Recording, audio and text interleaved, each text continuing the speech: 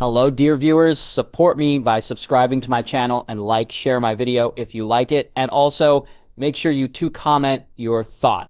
Now let's start the video. Robb Stark, Your Grace, a cold, hard-faced man said, greeting the king and his Kingsguard as they rode into Castle Black. Robb joked briefly to himself that the Lord Commander of the Night's Watch looked like an icicle dressed in black and carrying a long sword. Ser Alazar was an older man, with sharp features and black, humorless eyes. His black hair was streaked with gray, and there was an air of bitterness around the man. Lord Commander, Robb said as he dismounted, keeping his tone neutral. He was expecting the man to be antagonistic, and so he didn't want to sever their already thin relationship with a bad greeting. I hope your travels weren't too severe. Ser Alazar said, a surprise attempt at civility. Though I'm sure you know the North as well as anyone. I do, Robb nodded. Is it possible that I might meet with you and your council? Of course, Ser Alazar said, although it seemed like every word caused him physical pain. Bernanan, Gathermarsh, Yarwick, and Meister Aemon. Aye, Lord Commander, the Black Brother said before walking off. Robb kept silent as he and his Kingsguard walked towards the Lord Commander's solar. All the while he gazed at the man leading them. He was a warrior. Robb had been around enough to know one on sight, but if the man considered himself a leader, and the king suspected he did, he wasn't one. Being strong was one thing, being able to look a man in the eye, tell him to follow you, and make him believe that you would always make the right decision was another thing, entirely.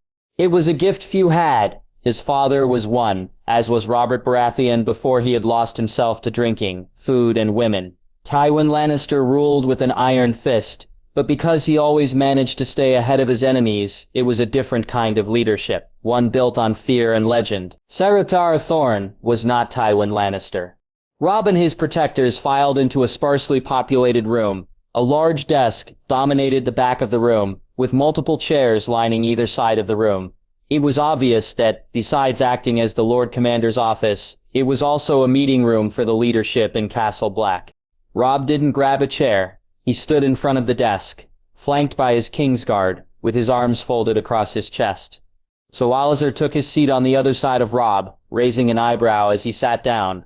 Would you like a chair, Your Grace? He asked, the first crack in the civility and unusual kindness he was showing towards Robb. I'm fine, Robb responded, interested to see how the man responded. Marjorie and her grandmother, after the war was over, and the royal couple began to rule Westeros, began to secretly teach Robb more and more of their tricks. One of the first things they taught him was how to deal with people, how to adjust his tone and words to either put a man on edge or at ease. The art of dealing with people was one that Marjorie and the Queen of Thorns had perfected. Robb was still a novice, but Ser Alazar presented the perfect opportunity to hone and practice his new skills. The two men gazed silently at each other while the other leaders of Castle Black entered the room. They, unlike Robb, grabbed chairs and took seats on either side of the Lord Commander. They seemed like decent men, not bitter and cold, like Thorne. Here's who you wanted, Your Grace, Ser Alazar said. Gentlemen, Robb said, nodding to the newcomers, I wish to know what you have been doing to prepare for the long night. Two of the men, Yarwick and Marsh, if Robb was right, shifted uncomfortably in their seats. Maester Aemon, the ancient-looking blind man on Thorne's right, showed no reaction. We're working on it, Ser Alazar grunted. Robb raised an eyebrow. With the threat of the undead and a legendary enemy, I would prefer a better answer than we're working on it. Ser Alazar glared at the young king, but Robb returned the look without the slightest hesitation. It doesn't help that we're focusing on two enemies. Ser Alazar scowled, one of which your brother helped cross under the wall. The wildlings aren't your enemy, Robb replied instantly. As of right now, they are allies of Westeros, and if you're done being a fool, they'll be your ally as well. You want us to ally with those savages? Ser Alazar laughed harshly. Never. Robb frowned. When you speak to me, you'll do so with respect, he snapped. You've lost one ally, Lord Commander. I control the whole of Westeros. I have their armies at my beck and call. Do you wish to make me your enemy as well? Sursa seethed in his seat. He knew that Robb was right, but he was now learning that he was not dealing with Jon or Eddard. Robb had no problem throwing his weight around. He knew what he had. He knew the power he commanded. It was no secret that the Night's Watch now depended on Robb to keep them supplied with resources from the south. "When was the last time you fought in a war, Sir Alliser?" Robb asked, suddenly changing the direction of the conversation. "The War of the Usse, the rebellion," he answered after a moment. "And you lost?" Robb asked. "Yes." Robb leaned forward, placing his hands on the desk.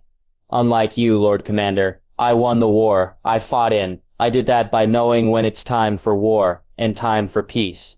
The free folk are not your enemy. There is only one enemy, the real threat, that horde of undead currently marching south. Now pull your head from your ass and do your job protecting the realms of men."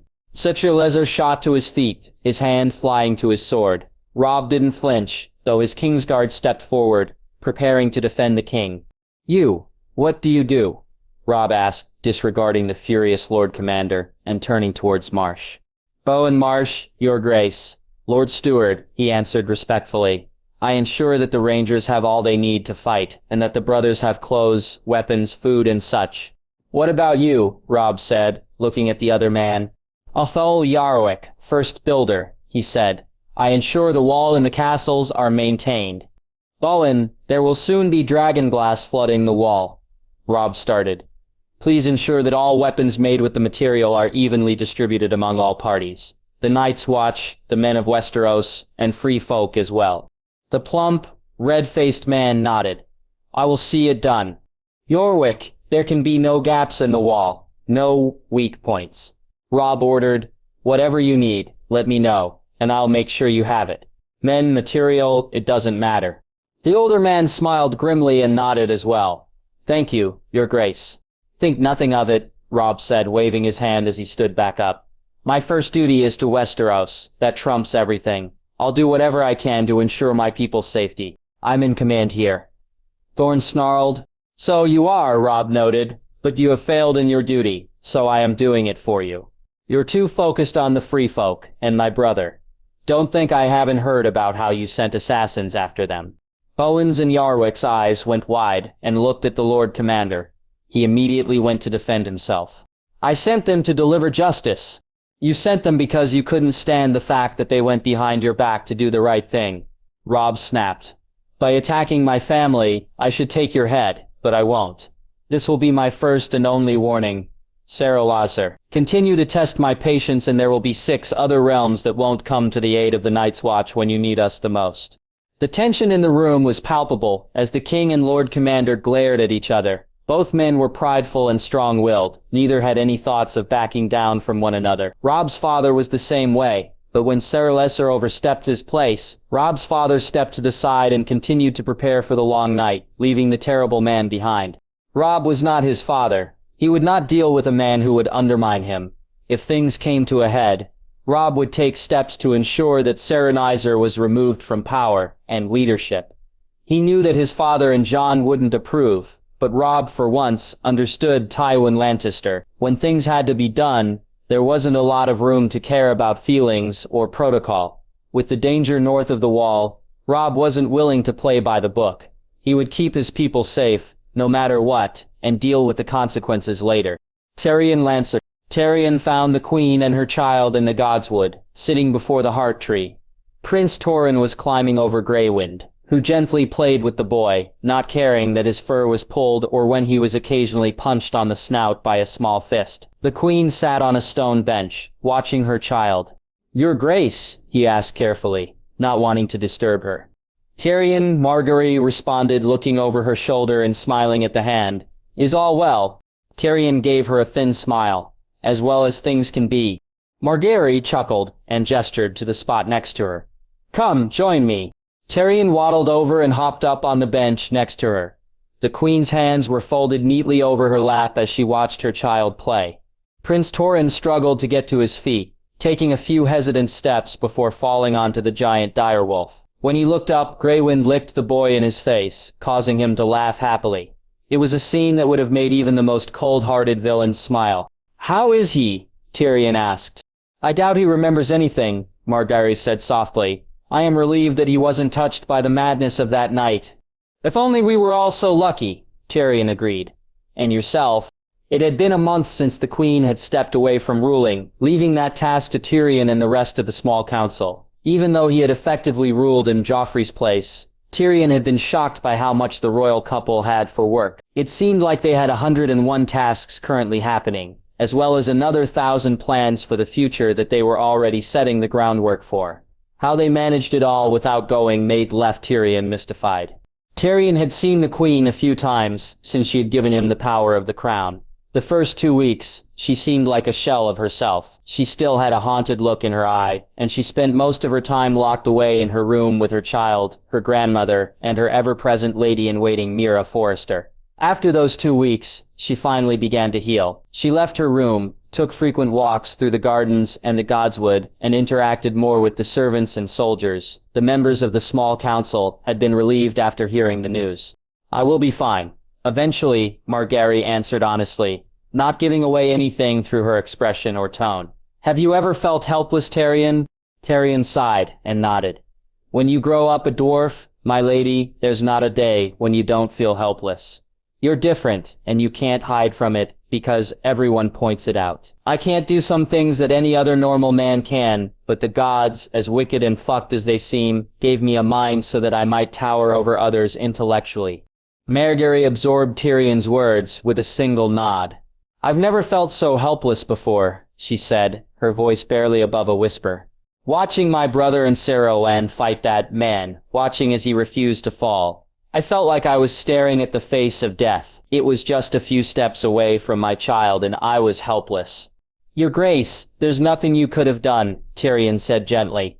"Septa Loras and Saruman, they're experienced, well-trained knights. The king wouldn't have named them to the King's Guard if they weren't two of the best knights in the realm. We should consider ourselves lucky that they were able to hold Yoren off long enough for others to help." Margaery smiled sadly. "My grandmother said the same thing." "Great minds think alike," Tyrion joked. The two fell into a comfortable silence as the prince continued to play around with the giant wolf. He had all the characteristics of a Stark: dark hair and brownish-gray eyes that were currently alight with delight. His hair curled like the king's, but it would be a few more years until the boy shows what characteristics he picked up from the queen's bloodline. "As much as I enjoy your concern, my lord, I assume you didn't seek me out to see how I was," Margaery said, finally, sounding much more like a queen. "Your brother, Willis, says that there have been stirrings in the Reach among some very minor houses." Tyrion said, "Our treatment of the faith has not gone unnoticed." "Any house of note?" Margaery asked. "Thankfully no," Tyrion answered. "But Willis says that he has received no less than half a dozen letters asking that he use his influence to help the faith. Willis has replied back saying that he won't." "Are you worried that they'll take up arms against the crown?" "No, but a man who is very vital to us is currently on the road alone." "Your brother is tracking him down." "Then that makes 2 men who are extremely valuable to us, that are alone. We cannot act on fears, Tyrion," Margaery said. "I am aware, your grace, that did not work out for the Mad King," Tyrion agreed, "but I cannot help but think of the worst." "At least you won't be surprised," Margaery mused grimly. "Send a letter to my brother, tell him to be ready to take action if need be. We cannot afford to look desperate," Tyrion suggested. "I was going to say scared," Margaery continued. "Is there anything else?" "Benjen Stark has reached Riverrun," Tyrion said. "One of the Ironborn lords was killed." Margaery raised an eyebrow. "Was it one of Edmure's men?" "No, surprisingly," Tyrion replied. "It was Asha Greyjoy. Lord Goodbrother was determined to sit in his castle and told both Lady Greyjoy and her uncle to fuck off. I'm sure his death brought the others back into line," Margaery said. "Do we know where Benjen plans to go next?" "Lord Edmure says that he's riding west, but has asked that letters be sent throughout the Vale so that lords have time to travel here, to the capital," Tyrion said. "He's also asked that letters be sent to the Stormlands as well." "He's smart, assembling as many lords as possible," Margaery said. "I assume you've sent word to Casterly Rock already." "I have. If Jaime doesn't return in time, I'll ensure that Tommen has adequate support and help when he returns to the Rock," Tyrion said, glancing at the sky.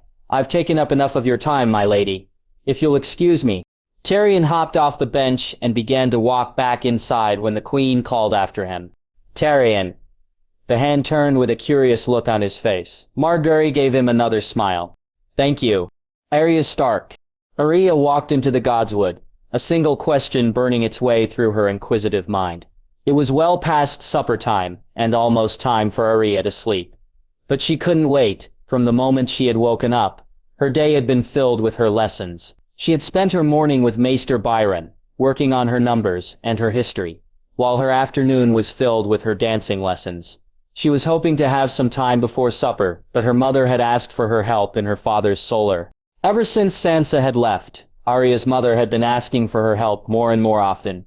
It was mainly to help deal with trivial matters like farm disputes and totaling the number of the harvest. But Arya was not dumb. Ever since her mother had seen the kind of lady Sansa had become, she had subtly returned to her attempts of trying to make a proper lady out of Arya, perhaps showing her that the work required for her as a wife and ruler of the household would not be too hard, was her way of doing it. But Arya saw through her attempts. She would continue to help her mother. Someone had to, since Lord Reed had taken over coordinating the war effort, but she would never be a proper lady. After helping her mother and eating supper, Arya had a small amount of time to ask her question, and she was going to seize the opportunity while she had it. We have to talk about something, Arya said, placing herself in front of Bran with her arms crossed. Her brother raised an eyebrow. Do we? Yes, Arya asked, fighting back the irritation she got whenever someone responded to her with a question. Bran did it the most. The long night is coming. I want to fight. That seems like a question for father, Bran replied simply. I have no say in whether you can fight or not. Father won't let me, and we both know it, Arya countered. You may be the three-eyed crow, Brandon Stark, but you are still my brother and you know our father as well as I do. But, Bran said, prompting her to continue. You've been teaching me how to warg into Nymeria, Arya explained. What if I could show him that I can fight in a different way? Bran shook his head.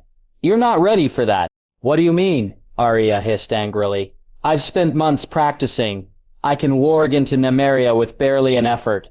Yes, but there's a difference between warging into her when she's running through the forests of the Riverlands and warging into her in the middle of a battle. Bran explained in his annoyingly calm manner. You need more practice, Arya. Arya pointed at where Summer lay at the base of a nearby tree, watching the siblings argue. The giant gray wolf was nearly the size of a pony and could no longer stay in the kennels, the same going for Rickon's wolf, Shaggy Dog. Both wolves followed their masters wherever they went, but if they had to be kept somewhere, the only place they could be kept would be the godswood. Nymeria is easily the size of Summer. She would be just fine in a fight. Nymeria without you. Yes, Bran corrected. She's been in fights before. You have not. So? Bran frowned. Arya, you could be putting Nymeria in a lot of danger if you do this. She's wild. You think you're controlling her, but you're nothing but a passenger in her mind. You're too weak, too unskilled, to control her. If you try to in the middle of a battle, you could confuse her, and then she'd die. Do you want that? Do you want to be the reason Nymeria dies? Arya actually took a step back as Bran spoke to her, surprised by the forcefulness in his tone. It reminded her of father talking whenever he was angry. He would rarely bluster or yell, but his tone was that of barely contained fury. It was a frightening thing to hear, especially since it was pointed at Arya. Then what's the point of me learning to warg if I'm never going to have the chance to use it? Arya asked, keeping her voice level. When she was younger, she might have yelled back at Bran, but she remembered what Serio always drilled into her during their training sessions. She should never fight anger. Anger clouded judgment, and poor judgment leads you to the god of death. I'm teaching you because you deserve to know how to do it, Bran answered. Skin changing is a powerful gift bestowed on our house back during the Age of Heroes. If I didn't show you how, then you would have continued to have those dreams and you would have been confused all your life. But at this moment, you are not prepared to warg and fight at the same time. It takes years to master skin changing. Arya frowned, fighting back the waves of anger she felt, rising up in her throat. It was unfair. Robb, Jon, father, they all had to march north and face the long night, while all she could is remain here and wait. She hated it. She wanted to be with her brothers and father at the wall, helping defend it. She hated feeling useless. Arya closed her eyes and counted to 10 before opening them, feeling ready to continue the conversation without the urge to strangle her brother. I don't have a choice, do I? Arya said quietly. Your heart is in the right place, Arya, Bran said, his tone tinged with respect. But you still have many years ahead of you. Keep practicing with Sario. As for Nymeria, the older you become and the more you ward into her, the stronger your bond will become, and then you can exert more control over her. But right now she's too strong for you to handle. Arya nodded. All right, she said, feeling drained after the conversation. As she walked off, she made it 10 feet before turning around. When the long night comes, where will you be? Where I'm needed, Bran replied. Ian Lannister. Fedetjin sighed as waited in the armory, checking the straps on his armor before running a hand over his longsword for the 10th time. As always, the edge was razor sharp. He had no helmet, but that didn't matter to the former knight. That just meant that his vision would be unimpaired when he fought. The rest of his body was clad in functional but simple steel plate that he had taken from the armory in King's Landing. It was a far cry from his golden armor that he had worn as a member of the King's Guard, but it would keep him safe all the same. Across from him, the green man ran a whetstone over the edge of his axe. He wore a studded leather breastplate under his green cloak, and a wooden buckler, reinforced with an iron boss, leaned against his legs. Jaime was a strong man, but he looked weak compared to the tall, broad-shouldered, blacksmith-looking man across from him. The axe and shield should both cause quite a bit of damage to their opponents. He also looked like he knew how to use them. He had a warrior's confidence.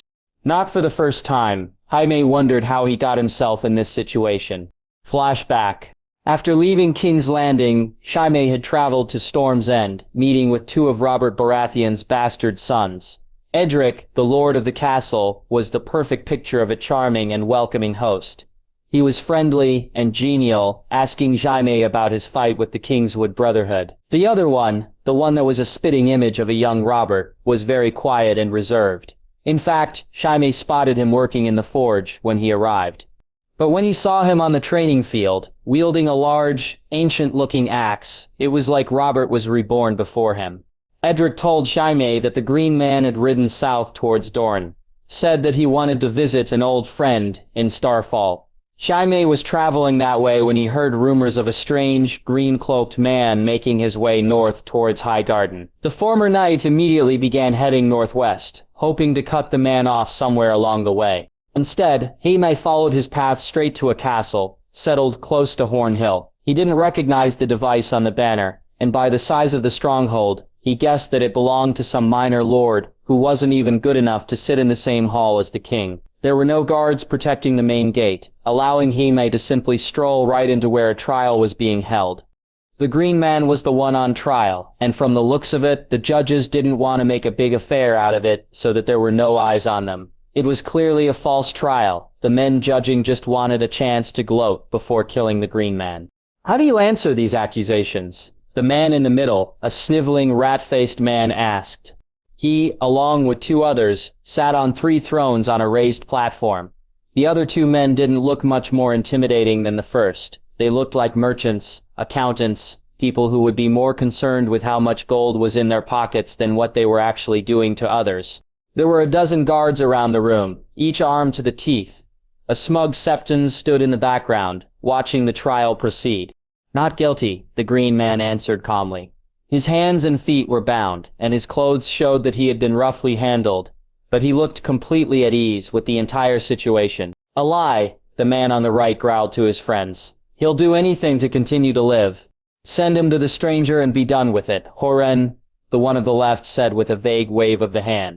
The middle man, Horan, glared hatefully at the Green Man. You killed holy men in broad daylight, and yet you deny it. I defended myself and my home, the Green Man said with a shrug. Jaime hid in the back of the room in the shadows, watching and waiting. He would step in when he knew who he was dealing with, and why they had taken the Green Man prisoner.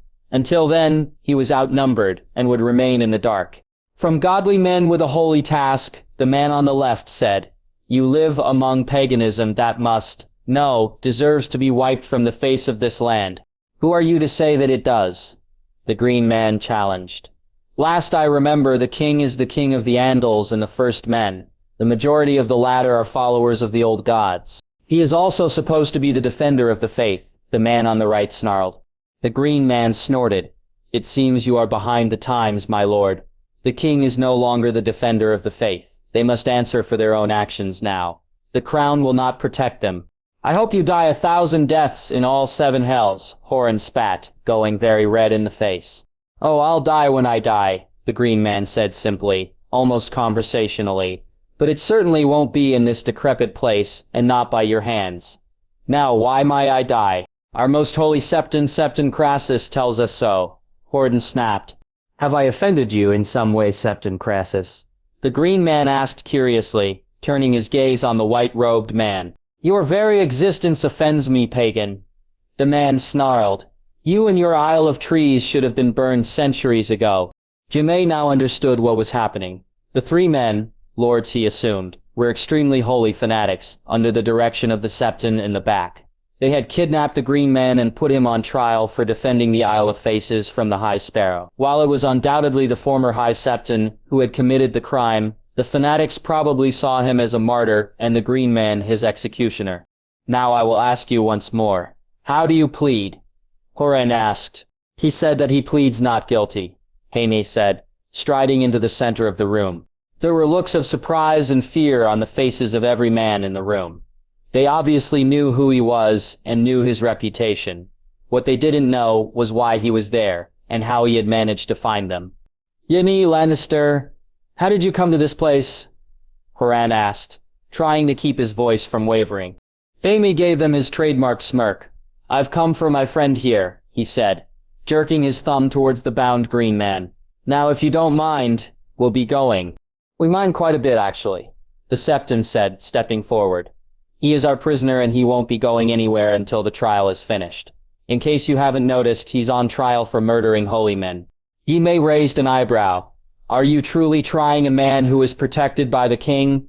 He asked, before crossing the room to the priest, standing chest to chest with him.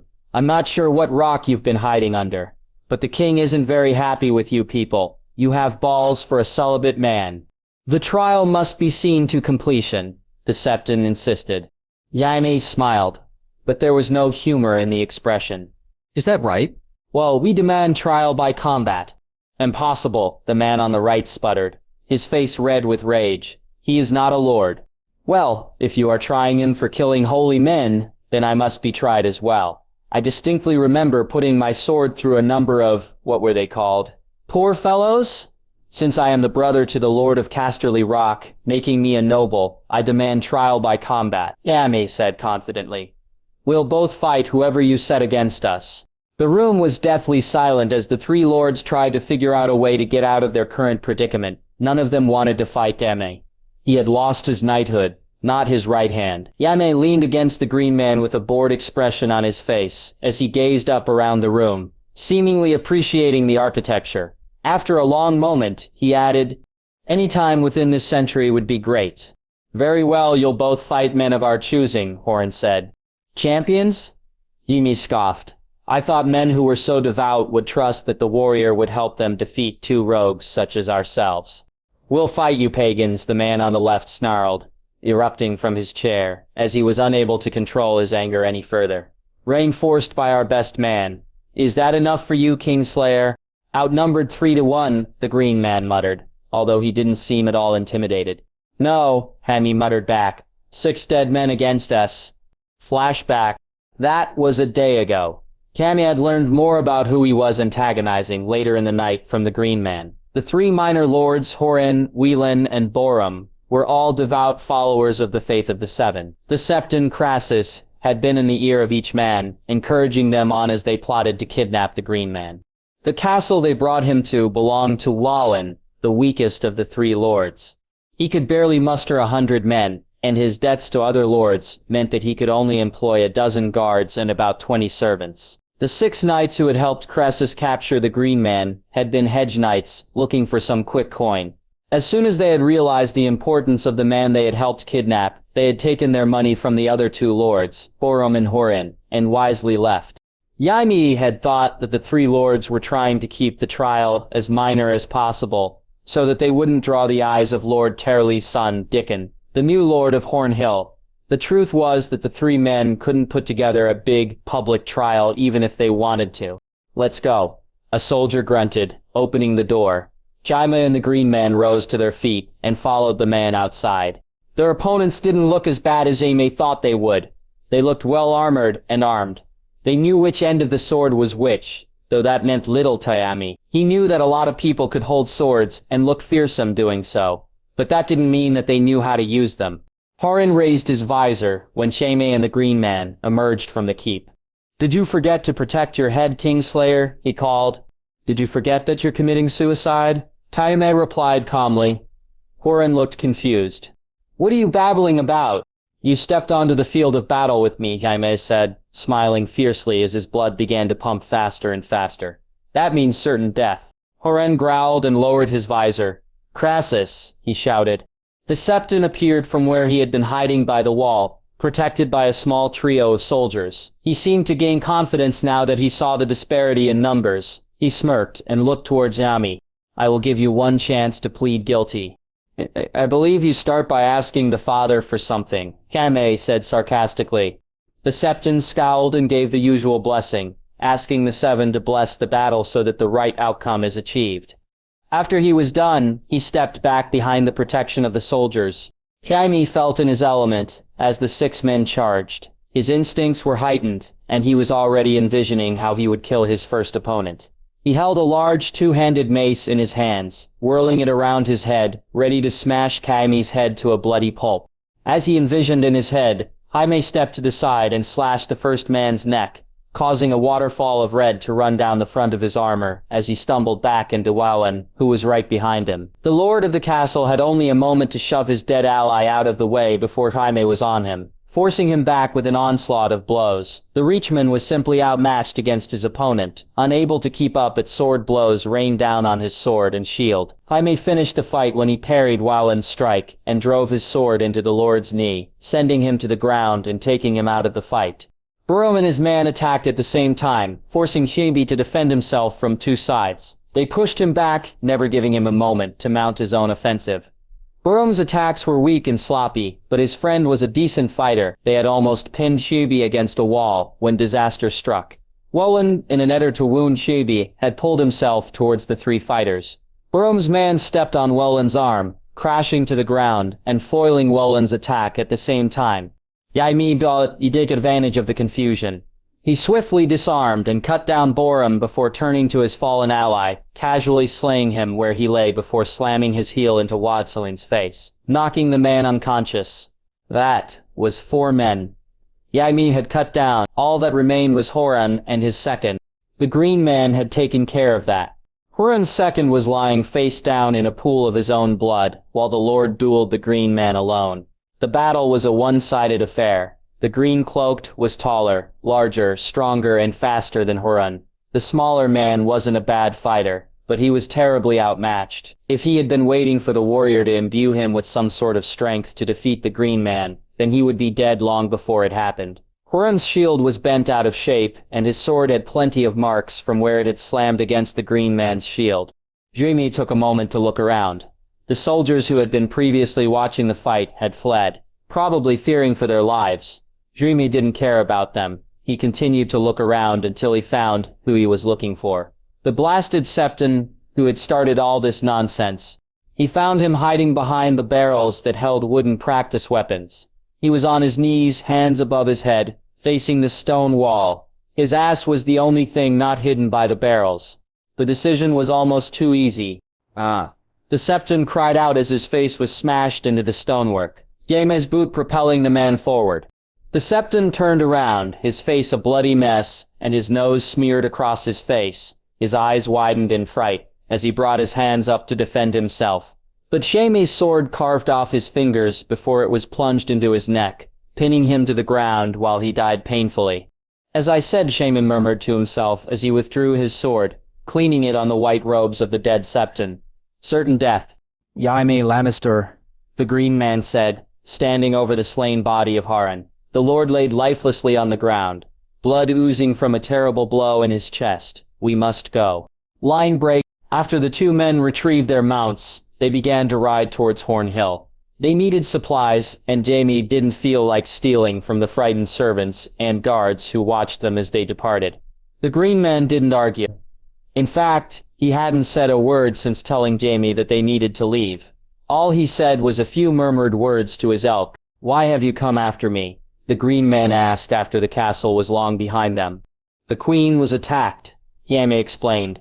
"Euron Greyjoy, Belen's banished brother, and his crew snuck into the castle and attacked her and the prince. The man was most certainly possessed, but we did manage to kill him when Lord Tarly cleaved into his shoulder with Heartsbane." "Possessed how?" "Glowing eye, ink-black blood, unable to be killed by steel," Jaime said, listing off the characteristics of the man. "The Grand Master said that the corpse has turned completely black. The queen and my brother asked me to track you down so that you could examine the body and see what exactly happened." "He was possessed by the drowned god," the Green Man said grimly. "He most likely gave up his soul so that he could be unkillable." "How was he able to do that?" Jaime asked. "Did you ever find a shrine to the drowned god?"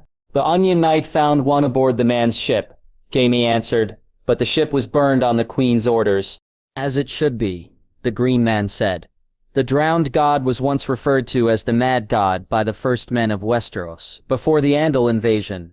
Some of his most devout followers, usually warriors or raiders, would give their souls to the drowned god in exchange for power and unlimited life." "They gave up their humanity?" Jaime asked. "Yes, making them no longer human," the Green Man replied. "That's why only Valyrian steel could kill the man." "How was the drowned god able to do this?" "To understand that, you must know how the drowned god was created," the Green Man explained. "He was once a member of the old gods, those that created life and our world, but in a war against the great darkness, he became obsessed with death and went mad. The other gods cast him out into the black depths of the ocean, hoping that he would fade and be forgotten. Instead, he lured his own twisted followers out to sea and created the Ironborn. You know their motto, 'What is dead may never die, but rises again harder and stronger,'" Jaime said easily. "It's a tribute to their god." "Exactly," the Green Man said.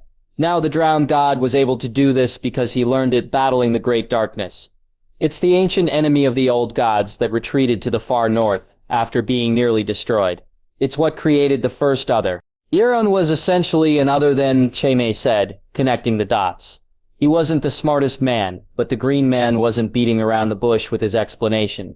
"A sad, weak excuse for one, yes," the Green Man confirmed. "There's nothing we can gain from the body, I'm sure of that. It's best just to burn the remains and be done with it." "Should we worry about more Euron Greyjoys showing up?" "What do you know about Euron?" the Green Man asked, changing the subject. "He was banished from the Iron Islands by Balon, traveled the world after that," Jaime said. "My father had a particular dislike for him. It was his plan that saw the fleet at Lancel Sport burned. Euron Greyjoy was a madman. Just like his god, he traveled the world and probably saw ancient texts on how to conduct a ceremony." The Green Man said, "I doubt there will be any more like him for centuries." "I hope you're right," Jaime sighed as Hornhill came into view. "It seems we have bigger things to worry about in the north." "Yes, the others are another beast entirely," the Green Man agreed. "Thank you for your help." "Killing is what I do best," Jaime said with a shrug. "What did you mean back there? That you wouldn't die to them?" The Green Man hesitated before answering.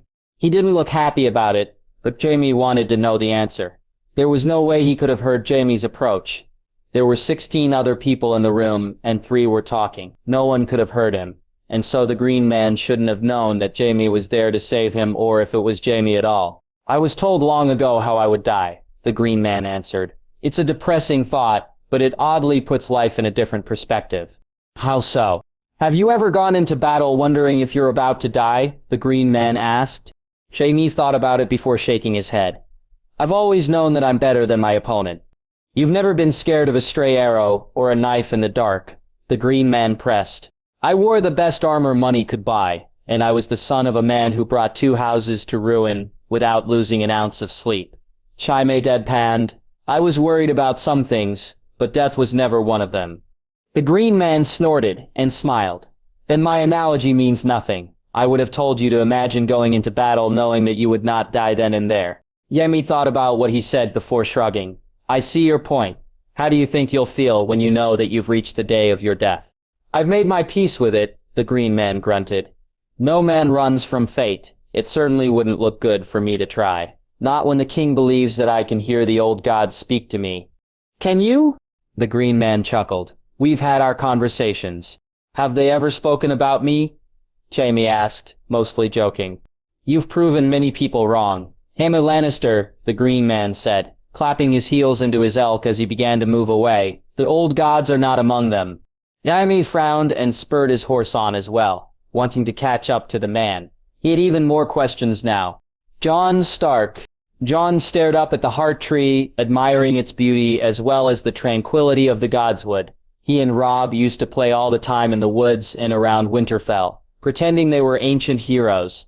One of their favorites was Daeron the First Targaryen, the first Targaryen king to conquer Dorne. Looking back now, Jon couldn't help but chuckle wryly. Daeron I had been known as the Young Dragon, a moniker not too dissimilar to the Young Wolf. Now Jon couldn't help but see some similarities between himself and Brynden Rivers, otherwise known as Bloodraven. The great bastard served the realm faithfully for years, forgoing honor in order to keep Westeros safe on several occasions. Jon was positive he didn't have the political ruthlessness or knowledge of Bloodraven, but he could understand why the man did what he did. Jon knew that he would give up everything to keep Robb, his family, and the realm safe from harm. Jon, Arya said, coming up behind him. Jon was still surprised by how much his sister had grown. She was tall and slim with a boy-like frame and wore her hair in a simple style. She still dressed like a boy and had needles sheathed at her side. He knew that she practiced daily with her Braavosi swordmaster, and Jon couldn't be happier that Lady Stark was allowing Arya to follow her heart. He knew that Arya would never be a lady like Sansa or Lady Stark, but a great warrior wasn't exactly a step down, just in a different direction. Arya, Jon said with a soft smile as his sister moved next to him, the two siblings gazing at the giant white tree. Daenerys Targaryen is approaching the gate, Arya said quietly. Do you think she's found out who you are? Jon pressed his lips together thoughtfully. Arya, more so than Robb or their father, worried that someone might find out about Jon's true parentage. When her father first told her about Jon's birth, he told her that a lot of people would kill for Jon or try to kill Jon. Arya took that to heart and became constantly worried that Jon would die because of the truth. I don't know, Jon said quietly. If she is, then she must have given Robb or father a good reason to tell her. Like the long night? Arya asked. Jon nodded. I like that. Arya frowned and gripped Needle. I won't let her make you a Targaryen. You're a Stark. Jon chuckled and hugged his sister closer, kissing her atop her head. He looked down at her with a small smile on his face. Don't worry yourself, Arya. She won't make me a Targaryen, Jon promised. I'm a Stark. Always have been. Always will be. What if she wants to marry you? Arya asked. Jon stopped, chuckled, and stared at his sister. She shrugged back. Targaryens used to wed each other. I'm not going to marry her, Arya, Jon said. Why do you even think she's here to see me? She could be simply spending the night on her way back south. Lord Jon, a guardsman coughed apologetically, interrupting the conversation. Lady Targaryen is here to see you. Go back to the castle. Tell your mother she has a guest, Jon said, ignoring the look Arya was giving him before turning towards the man. Bring Lady Targaryen here, please. As Arya and the guard left, Jon took a moment to himself to wonder why Daenerys Targaryen had come across the world to find him. Despite what he had said to Arya, he was sure that she had come for him. There was no one else in Winterfell she'd want to see. Unless she had some weird desire to make amends and say she's sorry to Lyanna's tomb. Jon was who she was here to see. All that remained to be seen was why. A slight breeze moved through the clearing, spreading some of the blood-red leaves onto the black pool beneath the white tree. Jon gazed at the horrified face across from him, his thoughts turning to the old gods. Why did they have the children carve faces of terror and anguish in the trunks of such beautiful trees? Perhaps some things in life, the beautiful things in life, do not come without pain and suffering. Perhaps beauty and misery go together. Jon, Lady Targaryen asked, walking slowly into the woods. Jon looked over his shoulder at the woman, feigning disinterest. Lady Targaryen. Daenerys is fine, Daenerys said. Do you know why I'm here? Jon shook his head as the silver-haired beauty took Arya's place by his side, except she wasn't looking at the tree, but at him. Jon had seen the Targaryen woman a few times, the last time being High Hermitage, but he was still astounded by her beauty. Women like Cersei Lannister and Margaery were undoubtedly some of the prettiest women Jon had ever seen in his life, and Sansa was not far behind them, but Daenerys Targaryen was something else entirely. Silver blonde hair swayed with the wind, while her violet eyes pierced his soul. "Lord Stark told me about you," Daenerys continued, "about who your mother and father were." "You mean my father told you who I was?" Jon said, keeping his tone conversational. Daenerys crossed her arms. "You deny who you are." Jon shook his head. "I know exactly who I am, my lady. Jon Stark, Lord of Long Lake. I think some men also refer to me as the White Wolf." He glanced at her. "I'm sure you understand why. Are you not the son of Rhaegar Targaryen and Lyanna Stark? I know who my birth parents are, but they are not who I choose to call my parents," Jon explained. "Eddard Stark raised me, protected me, cared for me. Eddard Stark is my father. I have 5 siblings, Robb, Sansa, Arya, Bran, and Rickon." Daenerys gazed at Jon curiously, as if she stuck between pressing the subject further and dropping it entirely. She looked around at the trees as if admiring the view, before coming back to Jon. She sighed in annoyance. "I don't care whether you consider yourself a Targaryen or Stark," she said finally. "I have a proposition for you. And that is?" "To ride a dragon," Daenerys said. "Rhaegal needs a rider, and we are the last blood members of House Targaryen. With the long night coming, both my dragons will be needed to fight the others."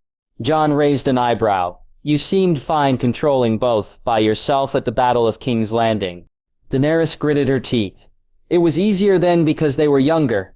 They are older and more independent, and I need someone else to ride Reimagined," she explained before adding, "I named him after your father."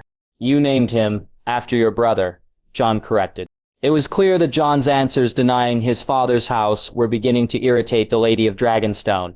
He knew that it was not easy for the young woman to come find him and to ask for his help after he had helped take away her throne. She must be truly desperate to find him. "You seem certain that it must be me," Jon said. "Why?" "Both the Grand Maester and the Green Man said that the dragons would be needed," Daenerys answered. "That was enough to convince Robb. Is it not enough for you?" Jon glanced at the woman, finally looking at her. "I will think about it," he said politely. "I will give you my answer in the morning." Daenerys frowned, not liking the answer Jon gave, but she nodded nonetheless. "Thank you," she said, before going to leave. After taking a few steps, she stopped and turned around. "Why do you hate House Targaryen?" "Who said I hate them?" Jon asked, facing the woman. "You clearly do," Daenerys pointed out. "It's undeniable, even if you never say it." Jon shook his head. "I don't hate your house, Daenerys. I hate what your brother and father did, but I don't hate your house." "Then why are you so adamant about being a Stark?" Daenerys asked. "Eddard Stark raised you as his bastard for almost your entire life." "He did," Jon agreed before spreading his arms. "But he treated me like his son, and I grew up believing that I was. Were you not raised with the belief that you would one day be queen?" Daenerys flinched slightly as Jon spoke. She took a long moment to rally herself and hold back a torrent of words before responding to Jon's statement. Her tone had gone from accusing to restrained anger. "I was raised believing that I could help people," she all but snarled. "I thought the son of Ned Stark would have been raised in the same fashion." Without another word, Daenerys swept out of the godswood where a fur-cloaked Ser Barristan and Ser Jorah were waiting for her at the gate. Both knights glanced at Jon before falling in line behind their mistress. Arya Stark. Arya's chest was heaving as she sucked in a lungful of breath. Sario had been making her work hard for the past 2 hours, not relenting until her shirt was soaked with sweat and her face was as red as an apple. Ever since she had begun secretly training with Bran as well, Sario had been testing her skill and dedication to his craft with extremely harsh training sessions. Arya stubbornly refused to give, knowing that the man wanted her to be great. "When you are tired is when you must be like a cat," Sario lectured her, his practiced sword leaning against his shoulder. "You think a lion tires while chasing its prey?" "No." Arya sighed. "No indeed." Sario nodded. "Come, child. Back to the lesson." Her sighed and raised her sword as she set her feet, without thinking. Several months of practicing the basics of water dancing allowed the young girl to immediately drop into a perfect stance, just like Syrio had taught her. Her breathing became steady and measured, relaxing her arms and legs. Needle's tip did not waver from where it was perfectly in line with Arya's shoulder. Reimagined, with a slight smirk, dropped into his own stance that was similar to Arya's. His eyes glittered with the excitement of their dance, but gave away nothing as the two fighters, the master and the apprentice, began to circle each other. Without warning, Syrio struck, his wooden blade flying through the air towards Arya's head, but his apprentice deflected the blow and thrust towards the Bravosi's unprotected chest. In one fluid movement, Syrio's blade came back up, parried the attack, and restarted the dance with his own strike. The two went back and forth for a long moment, the yard ringing with the echo of steel on wood. Arya would attack and then defend as her master parried or dodged before counterattacking. Back and forth they went, turning in a circle as they fought. Each movement was fluid, like water. There was no blocking, barely any use of strength. Their dance was one of speed, not brute strength. The dance ended with Syrio's sword pointed at Arya's chest. She was sucking air into her lungs, her face red with both shame and exhaustion. Her master noticed this and planted his sword in the mud, leaning on it. "We're done today, little one," he said. "Go clean up. We'll dance again as the sun rises." Someone began clapping above the two. It was a white-haired man, though still athletic-looking, despite his age. As he walked down the steps towards them, he moved with a warrior's grace. He wore a kind smile and his eyes twinkled with excitement and respect. He nodded to both Arya and Syrio. "Bravosi water dancing, is it not?" he asked, hooking one thumb inside his belt and his other hand on the pommel of his blade. "You have a good eye, my friend," Syrio said, pleased with the man. "I have been teaching Lord Stark's daughter for many months. She is still as stiff as a board, but she has become a pliable one. With more work, she will be like water." "You're Ser Barristan Selmy?" Arya said, remembering the man. "You were Lord Commander of Robert Baratheon's Kingsguard." Ser Barristan nodded slowly. "I am and I was, my lady. You must be Arya Stark. I remember your father brought in a dancing teacher for you. I never thought that it was a Bravosi. A former first sword if your master's skill is any indication." Syrio bowed deeply. "Your words are kind, my friend. I have heard tales of Barristan the Bold. You slew the last Blackfire. No? Mel the monstrous," Arya said, enjoying sharing facts about her master and the famous knight. "You killed him during the War of the Ninepenny Kings." "Aye, that was a fierce, short war," Barristan smiled grimly. "I slew Miles in single combat, one of the toughest warriors I've ever faced. Unnaturally big and strong, but he was too wild and emotional. A good lesson to remember when dancing with the enemy." Syrio agreed, glancing at Arya. "You've come with Daenerys Targaryen, haven't you?" Arya asked, the smile fading from her face as she remembered why the old knight was here. "I have," Ser Barristan said, noticing the change in the girl's mood. "She needed to speak with your brother Jon. I was never told the reason why." "You fought my father at King's Landing," Arya continued. Now it was Ser Barristan's turn to lose his smile. He nodded sadly, his eyes downcast. "It was one of the hardest choices I ever faced. Your father is my friend and a great man, one of a kind. I never wanted to fight him. Fate put us on opposite sides. Not for the first time, I'm afraid. I have heard of Lord Stark's prowess, yet never saw it myself."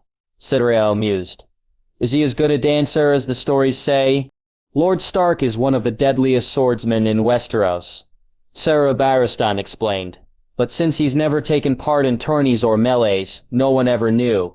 Men like Jaime Lannister and Loras Tyrell earned their fame through these contests. Your father," he nodded towards Arya, "earned his on the battlefield. He defeated Ser Arthur Dayne." Arya said proudly, "Yes, he did do that." Ser Barristan said slowly, almost like he was convincing himself of the fact. "I still have a hard time believing that. But he's alive and Arthur is not." "What troubles you?" Syrio asked. Ser Arthur Dayne was the last sword of the morning, a title bestowed upon a knight of House Dayne who has proved that they are worthy of wielding the great sword Dawn. The title is envied by all knights. I served on the Kingsguard with Ser Arthur, and he was the deadliest of us all. Sire Barristan said he was left with 2 others to defend Lyanna Stark after. The old knight stopped for a moment and seemingly aged right before Arya's eyes.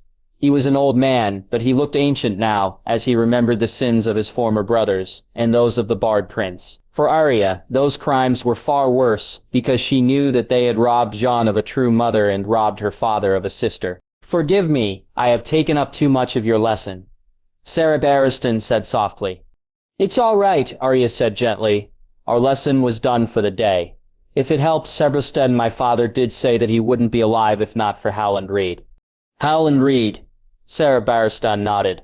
"I will keep this in mind, my lady. Thank you." Scepter Barristan, a beautiful silver-haired woman called from the balcony. All 3 pairs of eyes turned towards her. Arya looked back at Sir Barristan, before nodding to Sario and walking off, leaving the Lady of Dragonstone and the old knight far behind. She wanted to find Jon, but if she came across her mother, she knew that she would be redirected to her room to bathe. She chose the safe path and headed for her room. She would talk to Jon at supper. Tyrion Lannister. The hand of the king sighed and rubbed his head as he read Lord Dickon's report. Words from the mouth of both Jaime and the Green Man. It was annoying and slightly worrisome to the small, but powerful man. Apparently, some minor, religiously fanatical lords had kidnapped the Green Man and put him on trial on account of him defending the Isle of Faces. Jaime had intervened, and somehow managed to include himself in the trial as the Green Man's associate, and therefore deserved to be included in the crime. By doing this, Jaime managed to demand a trial by combat where he and the Green Man all but slaughtered the 3 lords and 3 of their men. Jaime also made sure to add that he also slew the troublesome Septon, who was whispering in each of the lords' ears. Now, the 2 men were riding back from Hornhill after being guests to Dickon Tarley for a night. "You seem troubled," a silky, familiar voice mused. From seemingly nowhere, Varys appeared in the room. He hadn't aged a day, and looked the same as when Tyrion last saw him by Daenerys Targaryen's side. He still wore a silk robe, hairless, and had an overwhelming lavender smell. His facial expression was one of amusement, but there was a look in his eye that Tyrion had never seen before, and couldn't place. "I thought I smelled something unsavory." Tyrion sighed, leaning back in his chair. "It seems your stay in Essos has done little for your hair or skin." "Yes. It was quite boring," Varys agreed, folding his hands inside his sleeves. "I suppose you're wondering why I've come back." "Close. I'm currently debating on whether to call the guards now or later." Tyrion said, "You caused a lot of bloodshed by bringing the Targaryens back here, my dear vermin." "Vermin, you always had such a talent for insults." Varys chuckled before the smile faded, before it was replaced with a frown that could almost be mistaken for sadness. "Yes, I misjudged how desperate Connaughton had gotten during his time in Essos. I am truly sorry for my hand in that. I'm sure you know that my actions were only for the benefit of the realm." "The realm, or yourself?" Tyrion asked. "All I have done for the realm," Varys said seriously. "Give it a few more years, my Lord Hand. You'll see that not all my actions are worthy of judgment." Tyrion waved his hand. "Save me the lecture, Varys. Why have you sailed all this way to bother me? Have the songs of your little birds become boring already?" "Not boring, my lord, but silent," Varys said gravely. "Particularly the one I had in the north. Something happened at Winterfell that has stopped her song." Tyrion raised an eyebrow. "Varys, do you know where Daenerys Targaryen is?" "She's in the north, if I am not mistaken." "She traveled there with the king," Varys said. "Do not mistake one lost song for complete silence, my lord. I am still well aware of where each player is. A Daenerys Targaryen is no longer a player, if you weren't already aware. She gave up her right to rule," Tyrion said, wagging a finger. "But if your words are true, then you know that the Green Men have left the Isle of Faces, and that the wildlings have been let south of the wall." Varys nodded. "I also heard you had a little trouble with a barefoot Septon." Tyrion resisted the urge to roll his eyes. "Small problem in the colossal mess that the crown now finds itself in. What do you know of the Green Men?" Varys raised an eyebrow. "They're priests, are they not?" "Guardians, my dear eunuch," Tyrion corrected. "They take a vow to never leave their precious island, but now they have." "Would you like to know why?" "You're enjoying this," Varys commented. Oh, very much, Tyrion said, smiling grimly. The Green Men are only allowed to leave their island when the long night comes again. Now they've done their part. What do you think comes next? Varys frowned. Surely you're not implying that the long night is coming, my lord. I would have thought the true son of Tywin Lannister was better than that. You insulted my brother and complimented me at the same time. You haven't changed at all, Tyrion retorted. And no, I'm not implying it. I'm telling you that the long night comes again. Varys' face went very still for a moment, and Tyrion knew exactly why the spymaster had his reservations. It's not that he disliked magic. He absolutely abhorred it because it was some psychotic sorcerer who had taken his cock and balls. So the concept of White Walkers and dead men walking was not one that the eunuch relished. Does the king believe this? He asked finally. Soon, all of Westeros will too, Tyrion said. Benjen Stark is currently riding south with a white. I have confirmation from both Winterfell, Riverrun, and Casterly Rock in due time. Trust me, Varys, there are still many who are skeptical, but there are too many signs pointing at the long night to ignore it. I'm rather surprised you're not going to war with the Iron Islands after Euron's attack, Varys said. Yes, that, Tyrion said, clasping his hands in front of him. Another bit of magic, I'm afraid. If our competent Grand Maester is correct, then it's probably the work of the drowned god.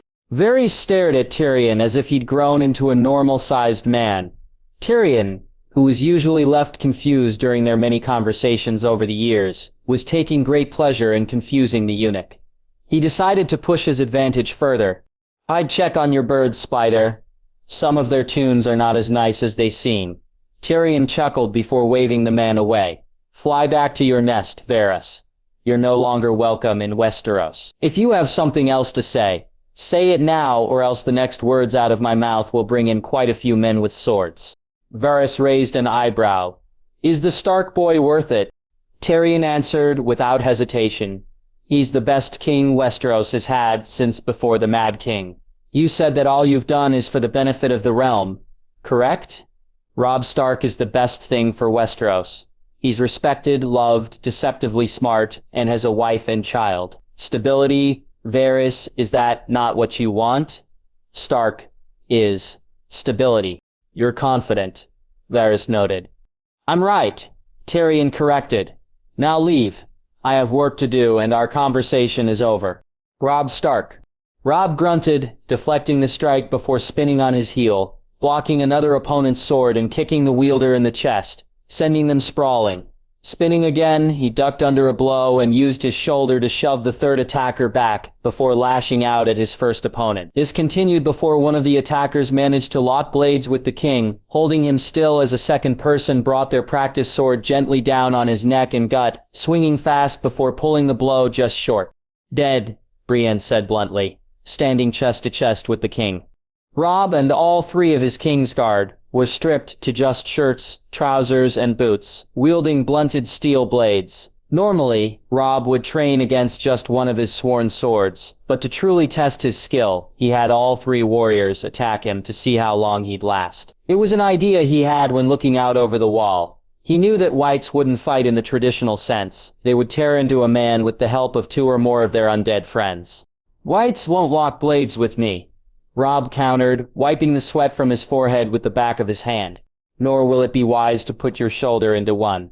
Cerro Bar grunted, rubbing his ribs where the king had charged him. You'll have to rely on your blade alone, your grace, Brienne said. Think fast and react faster. Fair point, Robb conceded. How's your chest, Sir Garth? It'll heal, the Reachman said, grimacing slightly. You did well fighting against three for the first time. Your good brother Garland does it annually to prepare for battle. It'll be a good training exercise when it comes time to fight, Robb noted. Brienne looked up at the wall. I think training them on how to shoot a bow or use a spear might be better, my lord. If the wall is truly our best defense, then we all must be ready to use defensive measures. A good thought, Sarobar. Seconded. These whites may be no better than wild animals. The best way to deal with them is to keep them at a distance. Bows and spears, Robb grunted. Not many will like that idea, especially knights. Those are weapons for men-at-arms, not highborn who have trained since they were 5 with swords and axes. True, Saragarth said, leaning on his practice sword. But men won't care what they have to fight with if it keeps them alive. What about horses? A cavalry charge? Robb asked. He knew that a good cavalry charge could crush hundreds and rout the enemy. It happened to him at Harrenhal, unfortunately, but it also happened to Tywin at High Heart. Can't put fear into something that doesn't feel it, Brienne countered, crossing her arms. Besides, who knows what the demons are capable of? They could very well overwhelm the horsemen. Robb thought about that briefly. Thousands of riders slowly engulfed thousands of wights, crawled over them, ripping away their armor and tearing the flesh from their horses. In the snow among a horde of the living dead, Robb doubted that anyone would be able to keep control of their mount long enough to get to safety. They don't leave us much room for strategy, do they? Robb joked grimly. Spears and bows, your grace, Ser Olbar offered. Spears and bows? Robb chuckled and raised his practice sword. Who's up for another bout? Line break. Robb walked out of his room and was instantly flanked by Saragarth. As the pair left the tower where they were quartered, Robb turned and walked towards the iron cage that lifted people to the top of the wall. The sounds of their boots on the stairs leading up to the cage woke the man controlling the contraption. He gazed at Robb through sleepy eyes. It was after midnight, and he couldn't seem to understand why anyone not on duty would be out this late in the cold. Your Grace, he yawned. Can you take us to the top of the wall? Robb asked. The man raised an eyebrow, but nodded and gestured towards the cage as he got into position. As soon as the door was closed, the man began to work, lifting the cage slowly but surely to the top of the wall. Robb pulled his cloak tighter around him as the wind began to pick up the higher they went. Fine time for a nightly walk, your grace, Saragarth grunted, following Robb's action. Felt like clearing my head, Robb responded. You didn't have to follow me up. You know it's not a choice, Saragarth said. I do, Robb said as the cage came to a stop. Rattling slightly, the king opened the door and stepped out onto the walkway, striding past half-asleep watchmen towards an empty lookout post.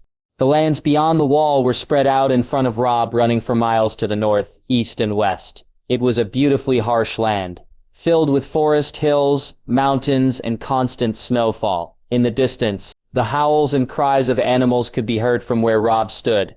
The sounds of the wild, just laying eyes on the land, made Robb's homeland seem tame and boring. This was the true north. Robb knew of men in the south who considered themselves true men. They could hunt, ride, and fight well. They could show off their battle scars and spin a pretty tale of how they got it fighting off a rabid dog, but the king doubted if any of them could survive beyond the wall for any length of time like the wildlings have. It was the land of myth and legend. Wild bears and wolves, saber-cats and dire-wolves, giants and wildlings, snarks and grumpkins. They're out there somewhere, Garth, Robb said quietly. Thousands of them. Would you call me insane if I wished they would get here already? Saragarth asked, standing next to his king. I can't stand waiting. A feeling I share as well, Robb said. But the longer they take, the more time we have to prepare. My uncle is surely in the south, but I doubt he's even reached Highgarden by now, let alone King's Landing. How confident are you that everyone will heed your summons when you call the banners of the realm? Saragarth asked curiously. Robb sighed. A question I have considered many times, my friend. But ultimately it doesn't matter. Your Grace, think about it. We have to hold the wall. There is nowhere else we can retreat to. The battle must be fought here, or all is lost. Whoever answers however many men we have, we just have to make do. Robb explained. Strategy, tactics, outmaneuvering the enemy, it seems useless in this situation. I spoke with a few of the brothers who saw the white. Sarah Robber was right. It's a wild beast that knows no fear. We have to hack and slash to kill it. Spears and bows, Saragarth said. Courage and bravery, Robb corrected. Courage and bravery in the face of a bloody nightmare. Your Grace, you inspired men to face dragonfire and fight on, Saragarth said encouragingly. There are very few men who could do such a thing. They were young and could be driven off with enough arrows, Robb said, shaking his head. I'd rather face them again if I'm honest. Just the thought that they're living, breathing creatures helps immensely. Sometimes we don't get to choose our fights. Sceptergarth said. Aye, that's true, Robb said. But if that wasn't the case, I wouldn't be king. Wouldn't you? Saragarth asked, clearly confused. I had a choice to fight Daenerys and her nephew, Robb explained. Everyone believed that they had forced my hand by making an attempt on my life, and truthfully they had, but I could have simply withdrawn the army, settled the lands I had already. If you put it like that, then you didn't have to march south to rescue your father, the knight said with a grim smile. Every one of your Kingsguard followed the war closely, Your Grace, even when we weren't fighting for you. The Lannisters held your father and sister, or at least you believe they did, and so you had to fight them. They also attacked the lands of your mother's family, making them your enemy still. The Targaryens forced your hand by trying to kill you. You tried for peace. In every instance, you were dragged into war. It seems that I am once again, Robb sighed. More death, more loss, more sadness. It all went by so fast last time. When we're back here, ready for a fight, who knows who won't be leaving. Your Grace, a Night's Watchman said. Lord Commander Thorne wishes to see you in his solar. There's been a raven from Winterfell. It's from your brother Jon. Robb nodded and followed the man. They used the cage to descend from the top of the wall before the man brought them outside Thorne's door. There he left the king and the knight, probably seeking the warmth of a fire or his bed. Robb looked around the castle before entering the room. Besides the few lone figures wrapped in black standing guard, there was not a soul around. The king opened the door and stepped in, Sarah right behind him. The room was completely empty, with the only light coming from where the moonlight streamed through a single window. Robb immediately sensed danger and turned back towards the door, retreating further into the room, his hand flying to his sword, but not drawing it. Sarah stood just before the king, ready with his hand on his sword. The door opened and 7 individuals entered, led by Ser. They all carried swords and had the looks of steely determination on their faces. Unlike Robb, they all wore dark chainmail under their furs and leathers. It was obvious that they were ready for a fight, and Robb had fallen right into their trap. What's the meaning of this? Robb demanded, drawing his sword, Sorgarth following his lead. I will not have anyone here who undermines my authority, Ser said, his voice strangely calm. Not you, not your damn father, not your bloody bastard brother. I am Lord Commander, and I rule this castle. Ser wore a strange look of calmness, mixed with determination on his face. But his eyes told the true story. They were wide open and filled with hate and anger as well as madness. They were the eyes of a man who had been pushed too far and had now snapped, leaving all resemblance of logic behind. You're delusional, Thorne, Robb shouted. Think about what you're doing, all of you. You really think you'll get away with killing a king? You're no king. Not here. Septon Sarald, this is my castle. You're a fucking madman, just like Aerys. Robb snapped. For the watch, Ser said as the first 2 men rushed forward. Robb grabbed the chair behind him and used it as a shield, halting the man's charge and trapping him between the 4 legs, as Robb shoved claw through his opponent's throat. The Valyrian blade slipped in and out as easily as a hot knife through butter, but the king's victory lasted only moments before he was set upon by another. He tossed the chair at his new attacker, striking as the man was briefly distracted by the flying piece of furniture. It took only a moment for Robb to open his stomach, swiping again at the man's face as he fell to his knees. Sargarth roared as he kicked his latest opponent back, causing the man to stumble over the bodies of his fallen allies. His cries of confusion were cut off as the knight shoved his blade through the man's chest, matching Robb's 2 kills. Ser and his last 2 remaining allies hesitated, not wanting to follow their friends into death. Robb and Sargarth stayed where they were, waiting for their moment to strike, but before they could, the door to the room was thrown open as 2 more armed figures entered, cutting down one of Thorne's allies as they did. Robb and Brienne shouted battle cries as they entered. The Vale Knight engaged with the final assassin, forcing him back with a flurry of blows that were barely kept at bay. Brienne turned her bloody sword on Ser, who raised his own blade in defense as they launched themselves at each other. Sherabar carved his sword through his opponent's shoulder, his sword slicing all the way to the man's midsection before he pulled his blade free, letting the body join the others on the floor slick with blood and gore. Ser put up a much better fight than his friends did, standing his ground against the massive warrior woman. He was fast and strong, using his years of experience to equal Brienne's brute strength. But unbeknownst to the Lord Commander, Brienne had trained with both Jaime Lannister and Barristan Selby when all 3 were in King's Landing. She had picked up more than a few things from the 2 men, and she put them to use now as she fought. showing skill with a blade that surprised even Robb. With a roar, Brienne sliced the man's wrist, the Valyrian steel sword cutting through the man's chainmail and taking his hand completely off. Thorne's sword fell with his hand as he instinctively drew his arm in, holding the bloody stump close to his chest. He stood utterly defenseless before the warrior woman, who had her blade at his throat. "Any last words, Sarah Lazar?" Robb asked. "Now my watch has ended." Thorne spat before closing his eyes. Robb nodded to Brienne, who took the head of the 9th Lord Commander of the Night's Watch. 7 bodies now littered the ground, their blood soaking into the wood floor. The air was thick with the stench of death. Neither the king nor any of his warriors had any wounds on their bodies, but their blades were just as red as the ground. "Now his watch has ended," Robb echoed gravely, "and good riddance." Line break. Robb's father arrived just as the sun reached its peak, accompanied by Mance Rayder, his burly white-bearded captain, and the black brother that had been sent out to fetch him. The Lord of Winterfell's face was dark with anger and he had a tight hold on his sword.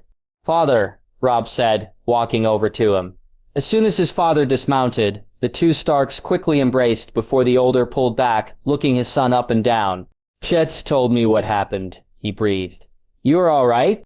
"Fine, father," Robb replied. "You arrived quickly. We were staying at Mullstown when the Black Brother found us. A few of the free folk snuck off to have their fun, and caused a ruckus." Father explained. "Tell me what happened." "The truth, Robb." "I left my room to clear my head," Robb started. "Sarah, Garth accompanied me. We then were asked to see Ser Alisar, a lie, but one we did not know at the time.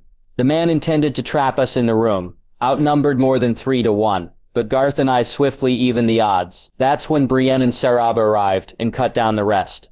Brienne took Alisar's head herself. "Chet told me he overheard the man's plan and woke your Kingsguard," Father said. "That he did, though he took no part in the fighting. Didn't want to kill his brothers," Robb said. "I sent him to fetch you while I retrieved Bowen Marsh and Athel Yarwick. The Watch cannot afford to be leaderless." "Who's taken over?" Father asked. "Normally, it would be the Master-at-Arms, but he was one of Thorne's accomplices," Robb said grimly. "As of right now, Athel and Bowen are sharing the duty." "Is there a favorite?" "Uncle Benjen, but he's not here," Robb said. "A rider has been sent to the Shadow Tower for Curran Halfhand, Benjen's replacement as First Ranger. From what I've heard, he's as good a man as there is at the Wall, and he's very respected." "Then who will be First Ranger?" "A man by the name of Jarman Buckwell," Robb answered. "He's the one we sent to get Quarren. He's a senior ranger." Robb felt slightly proud of himself. One of Margaery's lessons to him, especially after he took King's Landing, was to establish stability. Chaos created an uneven platform for anyone to make any decisions. By filling the void of leadership at Castle Black, Robb had made it so that none of Alisar's supporters could make a bid at Lord Commander and start a new problem for Robb to deal with. "Things are in order then," Father nodded. "What's happened to Thorne's body?" "Lychard as per custom," Robb said. "Yarwick and Marsh said he deserved that much for the man he was, not the man he became." "His companions?" "Burned," Robb answered. "From now on, all dead will be burned to keep them from becoming whites." "Yarwick and Marsh," Robb helped. "And Marsh," Father continued. "They're fine with all of this?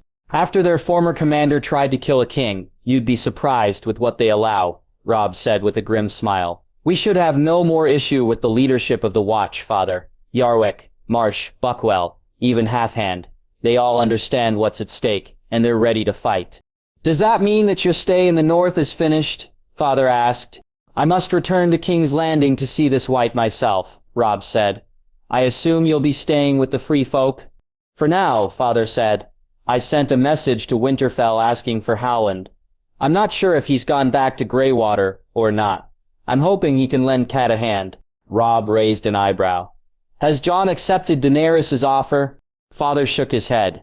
"I haven't heard anything from Winterfell, but there's no harm in making sure that the war efforts are still overseen by a proven commander." Robb nodded.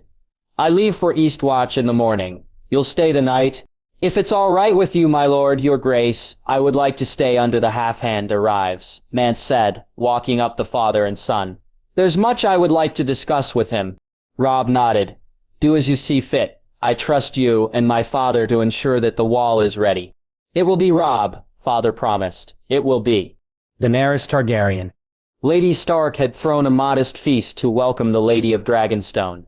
Tables held an assortment of roasted venison and boar, both of which had been hunted the day before. Ale and wine both flowed from casks, and bread, vegetables and fruit accompanied the roasted meats. The food was not lavish, like what Daenerys had tried during her time in Korth or Pentos, but it was good nonetheless. The silver-haired beauty sat at the high table with Lady Stark and her 3 children, Bran, Rickon, and Arya. The 2 boys sat on the older woman's right, while Arya and Jon sat on her left. Daenerys and her protectors had been seated next to Jon. Whether that was by coincidence or not, she didn't know. What Daenerys did know was that there was one at the table who did not welcome her as easily as Lady Stark did. Arya, Lord Stark's youngest daughter, had sent glares at Daenerys throughout the entire dinner, not saying a word, not even to Jon whenever he tried to speak to her. After a few hours, the feast began to wind down as guests staggered off to find their beds, their bellies full of ale and food. Lady Stark had said her goodbyes to her guest before ushering her youngest to bed as well. Bran, the cripple, had gazed at Jon and Daenerys for a long while before nodding to her and having himself wheeled from the room by a small giant. Soon, just Jon, Daenerys, Arya, Ser Jorah, and Ser Barristan remained. "You should go," Jon said quietly to his sister. Arya stared at him before directing a glare at Daenerys. "He's my brother," she said firmly. "Understood?" Daenerys nodded. "I do. If he dies, it's on your head," Arya continued. "Understood." Daenerys nodded again. "I do. I will keep your brother safe." Arya stared at Daenerys for a long moment, before storming out of the room. Jon watched her go, a grim look on his face. When the young girl was gone, he sighed and shook his head, looking back at Daenerys. "I'm sorry about that," he apologized. "She's very protective of family." "As all should be," Ser Barristan said. "These last few years must have been hard on her." "They have been," Jon agreed, "but she's strong for her age. She'll understand eventually, she just needs time." "She reminds me of Lyanna," Ser Chyra grunted, taking a drink from his tankard. He looked at Jon. "I didn't know your aunt, lad, but she was said to be as wild and as free as the giant wolves that follow you and your brothers. Robert Baratheon once said the same to me in confidence." Ser Barristan added, "Though he didn't want it to be made public, Cersei was a jealous woman who hated Lyanna Stark." Daenerys shifted in her seat uncomfortably. She didn't care what Robert Baratheon said, nor did she care that Jon's sister was like a reincarnation of his birth mother. She wanted Jon's answer, and she was tired of waiting for it. She needed to return to Dragonstone and urge her children to fly again. She needed them as much as they needed her. Soon the whole world would need them both. "What's your answer?" Daenerys asked, cutting off any other conversation. Jon set down his cup and set both hands on the table in front of him. He was silent for a long time before he looked up and locked eyes with Daenerys. He nodded once. "I will help you." Jon didn't look happy about agreeing to her plan. He looked more like he had just accepted to fight a dragon rather than ride one. He looked like a man who had just signed his death warrant. Daenerys smiled despite Jon's apprehensive mood. "We leave in the morning. We have a long ride to White Harbor." Jon didn't respond instantly. He got up from his seat, draining the rest of his drink, as he did. He set down his cup and nodded to the 3 Southerners as he set his sword belt and grabbed his cloak. "Tomorrow at sunrise we'll leave," he said. "Right now, I have to go see my sister." Without another word, Jon strode off, swirling his cloak around his shoulders as he did. Daenerys tapped her goblet, watching him as he left. Jon was in some ways a polar opposite of Robb, and in other ways, the two were practically the same. Jon was reserved and observant, thinking carefully before he spoke and choosing to stand in the shadows instead of the light. Not because he hated the light, but because he did not need to be recognized for his good deeds. Robb, charming and charismatic, thrived under the pressure of the light, leading the charge from the front. But both were strong, fearless, and totally devoted to their families.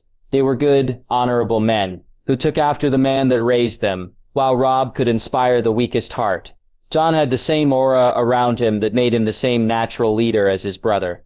"I'm surprised it took him so long to answer," Ser Jorah said, taking another drink. I would have thought the son of Eddard Stark would jump at the chance to help the realm. He's not his son, Daenerys said quietly. Ser Jorah frowned. I'm sorry, Khaleesi, what was that? Daenerys looked at Ser Barristan. Rhaegar's child. The old knight looked confused, for a moment before the realization hit him. He looked back at where Jon left the room. Ser Jorah still looked utterly confused with what was going on between Barristan and Daenerys. What about Rhaegar? He asked. Jon is the son of my brother and Lord Stark's sister, Daenerys explained. Lord Stark raised him as his bastard to keep him safe. The look on Ser Jorah's face was one of shock. He shook his head. That's hard to believe, Ser Barristan helped. I feel the same as you. I knew that Rhaegar had absconded with the girl, but I had only been aware that he had a child with her this past year. Lord Stark said that his sister had been raped, and the result was a child, Daenerys said sadly. Ser Jorah held his tankard with both hands. That's why you need him. To ride Rhaegal? Yes, Daenerys said. That's why we're here. Ser Jorah took a long drink, practically finishing his ale before setting his tankard down with a thud. The Northern Knight had a thoughtful look on his face and a faraway gaze, but he shook his head and cleared it away. I hope he helps, he said finally. As do I, Ser Jorah, Daenerys agreed. Samwell, Tarly. Bran walked around the table, nodding slightly to himself as he considered the blackened body. Euron Greyjoy's corpse had begun to decompose, much to Sam's shock and annoyance. The large maester had done his best to keep the body in the best condition possible, so that the Green Man could shoe the body as Sam had. Ardos had already made his opinion known to the large maester, but Sam was an academic and wanted a second opinion from another, more credible source. The clansman is right, Bran grunted finally. It's the work of magic, all right. What kind? Sam asked, glancing at the sheets of parchment and the inkwell on his desk. There are only two types that mankind knows about, Samwell. Tarly. Good magic, such as the love of a mother, or that which is contained within Valyrian steel, and dark magic. He gestured to the body. Magic like this is foul and centered around death. So was this the others? Bran shook his head. The drowned god, the twisted, death-loving creature, did this. Once a member of the old gods, he became obsessed with death and the power of the great darkness, the thing in which the others came from. Sam nodded and gestured for the man to go on. So the others are a parody of life. Well spotted, Bran said. Yes, the others were a failed recreation of mankind, but it is their master whom we must focus on. It fought the old gods at the beginning of time, and the old gods won, but at the cost of one of their own. They cast out the Mad One, hoping that he would fade into nothingness in the depths of the sea. But he didn't, did he? Sam said, feeling like he was remembering this story. He brought his followers to him and made the Iron Islands. Bran raised an eyebrow. Exactly. Sam snapped his fingers and ran towards his desk, digging through the pile of books next to it before he finally found the one he wanted. He raised it and tossed it towards Bran, who caught it and read the title aloud. Life of the Grey King, Roland Grayson. I have 5 books like that, Sam explained, stacking the other 4 on his desk. Bran Stark, Lance Acton, Andrew Casterly, Garth Gardner, and Duran Duranda. Bran the Builder, Land the Clever, Garth Greenhand, and Duran Godsgrief. Bran said, calling the men by the names the rest of Westeros knew them by. He began to leaf through the book in his hands. I take it Roland wrote down the Dran God's story. From what I read, it's more of a nightmare than a story, Sam answered. He never once mentioned that the drowned god could do such a thing. Cases like this have been few and far between, Samwell Tarly, and it certainly hasn't happened since before Aegon's Landing. Bran explained, even the gods become aware of dragons. So the drowned god knows how to make others? Sam asked. Or his own version of them. Bran scratched his beard. He knows how to control men, but this is not another. This is different. I wish I could explain it further, but until you see a White Walker for yourself, it's hard to paint the picture. What should we do with it? Burn it, Bran said immediately. His ship is burned as well? It was, Sam confirmed. Lord Mallister is following the wreckage to make sure it wasn't salvaged. He used wildfire to ensure that it was properly burned. Good, Bran grunted. The sooner we wipe out any existence of this kind of magic, the better. Where do you think Euron could have learned this sort of thing? Sam asked curiously. Grand Maester, a servant called, pounding on the door. Sam jumped at the sound before rushing over to the door, throwing it open. The servant was red-faced and struggling to catch his breath, but he managed to spit out his message nonetheless. Lord Mallister wants you and the Green Man in the small council chambers. Sam looked surprised, but quickly nodded and gestured for the green-cloaked man to follow. They weren't terribly far from the chamber room, but now Sam was curious as to what Lord Mallister found. He should have just returned from burning the Silence. Euron's ship. Lord Mallister, Sam said, walking into the room. The Lord of Seaguard stood next to an armor stand, a giant smile across his face.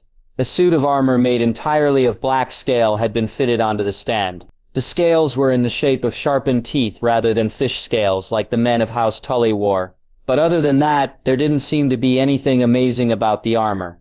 Sam's father strode in a few moments after the maester, took one look at the armor, and grunted. Good craftsmanship. That spoke volumes to Sam. There was no man who knew more about war, weapons, or armor than his father. If he was impressed by the quality of the armor, then it truly was very good. When the council was almost assembled, there was one last surprise member. The Queen followed Lord Tyrion in, the same curious look on her face that all the others wore. The council glanced at her before looking back at the armor. If she was in the room, that meant she was back with the council, and that was more than fine with Sam and the others. Lord Mallister finally presented his findings. It's Valyrian steel, he said proudly. It surfaced after Greyjoy's ship sank. The silence in the room was deafening. Valyrian steel was the ultimate rarity in Westeros. There was a joke among the noble families that not even Tywin Lannister could buy one after he had offered another noble family an enormous sum for their sword. Very few were known in Westeros, and almost as many had been missing. The Starks had ice. Sam's father had Heartsbane, the Corbrays had one called Lady Forlorn, and now the commander of the Kingsguard wielded a sword that used to be in the possession of House Drum, called Red Rain. Then there were other Valyrian steel weapons that were lost. The sword of House Lannister, Bright Roar, was the most well-known of that group. Never had any in the room seen or even heard about an entire suit of armor made from such a precious metal. Finally, the Queen managed to say the only question on their minds. How on earth did Euron Greyjoy find it? Lord Mallister shook his head. I know not, my lady, but his loss is our gain. This is a prize fit for our king, I believe. I'm not disagreeing, Jason, but we could make 2, maybe 3 swords with this metal, Lord Royce said. Imagine, 4 Kingsguard with Valyrian steel. My lords, I believe the Queen should decide, Lord Tyrion said, looking at Queen Margaery. The Queen pursed her lips and tapped her fingers on the table before finally coming to a decision. Thank you, Lord Mallister, for your extraordinary gift, she said. I will accept it on behalf of my husband. When he returns, I will bring up Lord Royce's suggestion to him. He will decide whether he shall don it in battle or have it melted down to make swords for his Kingsguard. Tyrion spread his hands. There we have it, he said. Now, since we're all here, Green Man, what do you have to say about the body? Burn it, Bran said, with a wave of his hand. Its corpse is nothing but the remains of black magic. The sooner it's destroyed, the better. I'll speak to the pyromancers. Lord Mallister grunted. Should we worry about other attacks? Margaery asked. Bran shook his head. What Euron found was ancient magic. I highly doubt it will be found again for some time. The Queen looked extremely relieved. Thank you for your help. I am only here because of Jaime Lannister, my lady. I had found myself in a considerably tight spot when he arrived. He deserved much more thanks than I, Bran said. And he will have it. The Queen promised. If you'll excuse me, my lords, my lady, I must take my leave. Of course, Lord Tyrion said as the woman left. The Hand looked at Bran. My brother already gave me a report of what happened. A message is being sent to both Lord Willis as well as Lord Dickon. We must stamp this out and make an example of them. Are their lives not enough? Lady Anya asked. Tyrion shook his head. I plan on countering their martyrdom with a heavy tax, my lady. Death is not enough. There must be a punishment on their lands. People will not follow a leader who will ruin them. Just know where the limit is, my lord. Lord Royce rumbled. Thank you, Lord Royce, Tyrion said, not seeming to notice the Valeman's disapproving tone. I would also like to inform everyone that Benjen Stark has reached Casterly Rock. Lord Edmure tells me that he plans to show his prize there before heading south into the Reach. Then here, as you will soon all notice, lords of the Vale and Stormlands will be converging on the city. Have also sent letters to House Martell, asking them to join us here at the capital. Why so quickly? Sam asked. Timing is everything. Sam's father grunted from down the table. The sooner information is passed, the better. Men must be rallied, harvest set aside, weapons and armor prepared, and routes scouted. Speed and efficiency win wars. The large maester nodded to his father, bowing to his greater knowledge of the subject. My heir, Patrick, is already doing such. Lord Mollister said. He's seen the wipe and sent me a letter describing his actions and asking any counsel that I have. Enjoy this peace while it lasts. Tyrion counseled, we'll be at war again, and I can only pray that we all make it through.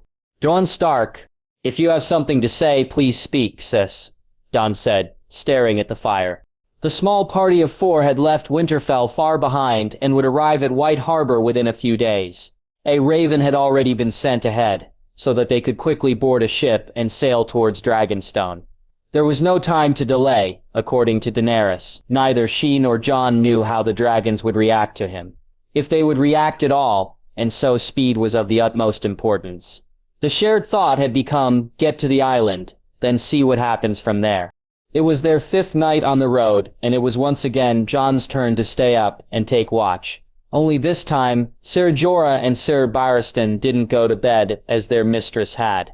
They stayed where they were, staring at Jon with obvious curiosity. Tired of their stares, Jon decided to confront the matter head-on. This, Ser Barristan went to say before Jorah cut him off.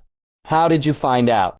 After Sam and I left the watch to join Robb in the Riverlands, we were stopped on the King's Road by Howland Reed, Jon said. He brought us to Greywater Watch and explained what had happened at the Tower of Joy. Who else knows?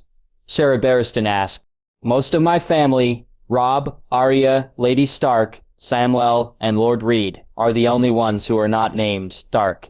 Jon answered, unfortunately, now there are 3 more who know.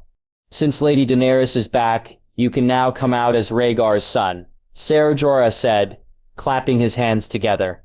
House Targaryen is back. Jon glared at the Northern Knight. When your birth caused thousands of deaths, sir, you can tell me who I can and cannot be. I believe what Ser Jorah is trying to say is that you can take on your father's name. Continue House Targaryen, Ser Barristan said, trying to defuse the situation before it went further. I have a father, Septon. His name is Ned Stark. I believe you know him well, Jon said, turning his glare on the older knight. You fought him under the gate. You said we were free to speak our minds, lad. Ser Jorah snapped irritably. That does not mean you can treat us like dogs. We are not your enemy. Then why are you trying so hard to make me a Targaryen? Jon challenged. If I choose to acknowledge Rhaegar as my father, does that not make me the head of House Targaryen? How would your mistress feel about her 2 most trusted advisors, undermining her? We're doing no such thing, Jorah sputtered angrily. Jon, we just wish to see Lady Daenerys' house continue. Ser Barristan said calmly, would you not want to see the same for House Stark? Of course, because I'm from House Stark. House Targaryen means nothing to me, Jon said. Forgive my bluntness, sirs, but I was raised as a Stark of Winterfell, not a Targaryen of Dragonstone or King's Landing. Now you want me to throw all that away. Throw my family away because House Targaryen grew arrogant and lost most of its members to foolishness and madness. I will do nothing of the sort. Then why are you here? Ser Jorah asked. Why accept her offer? Because I believe that I can help more riding a dragon than swinging a sword. Jon sighed, shaking his head. It seems Robb was right after all.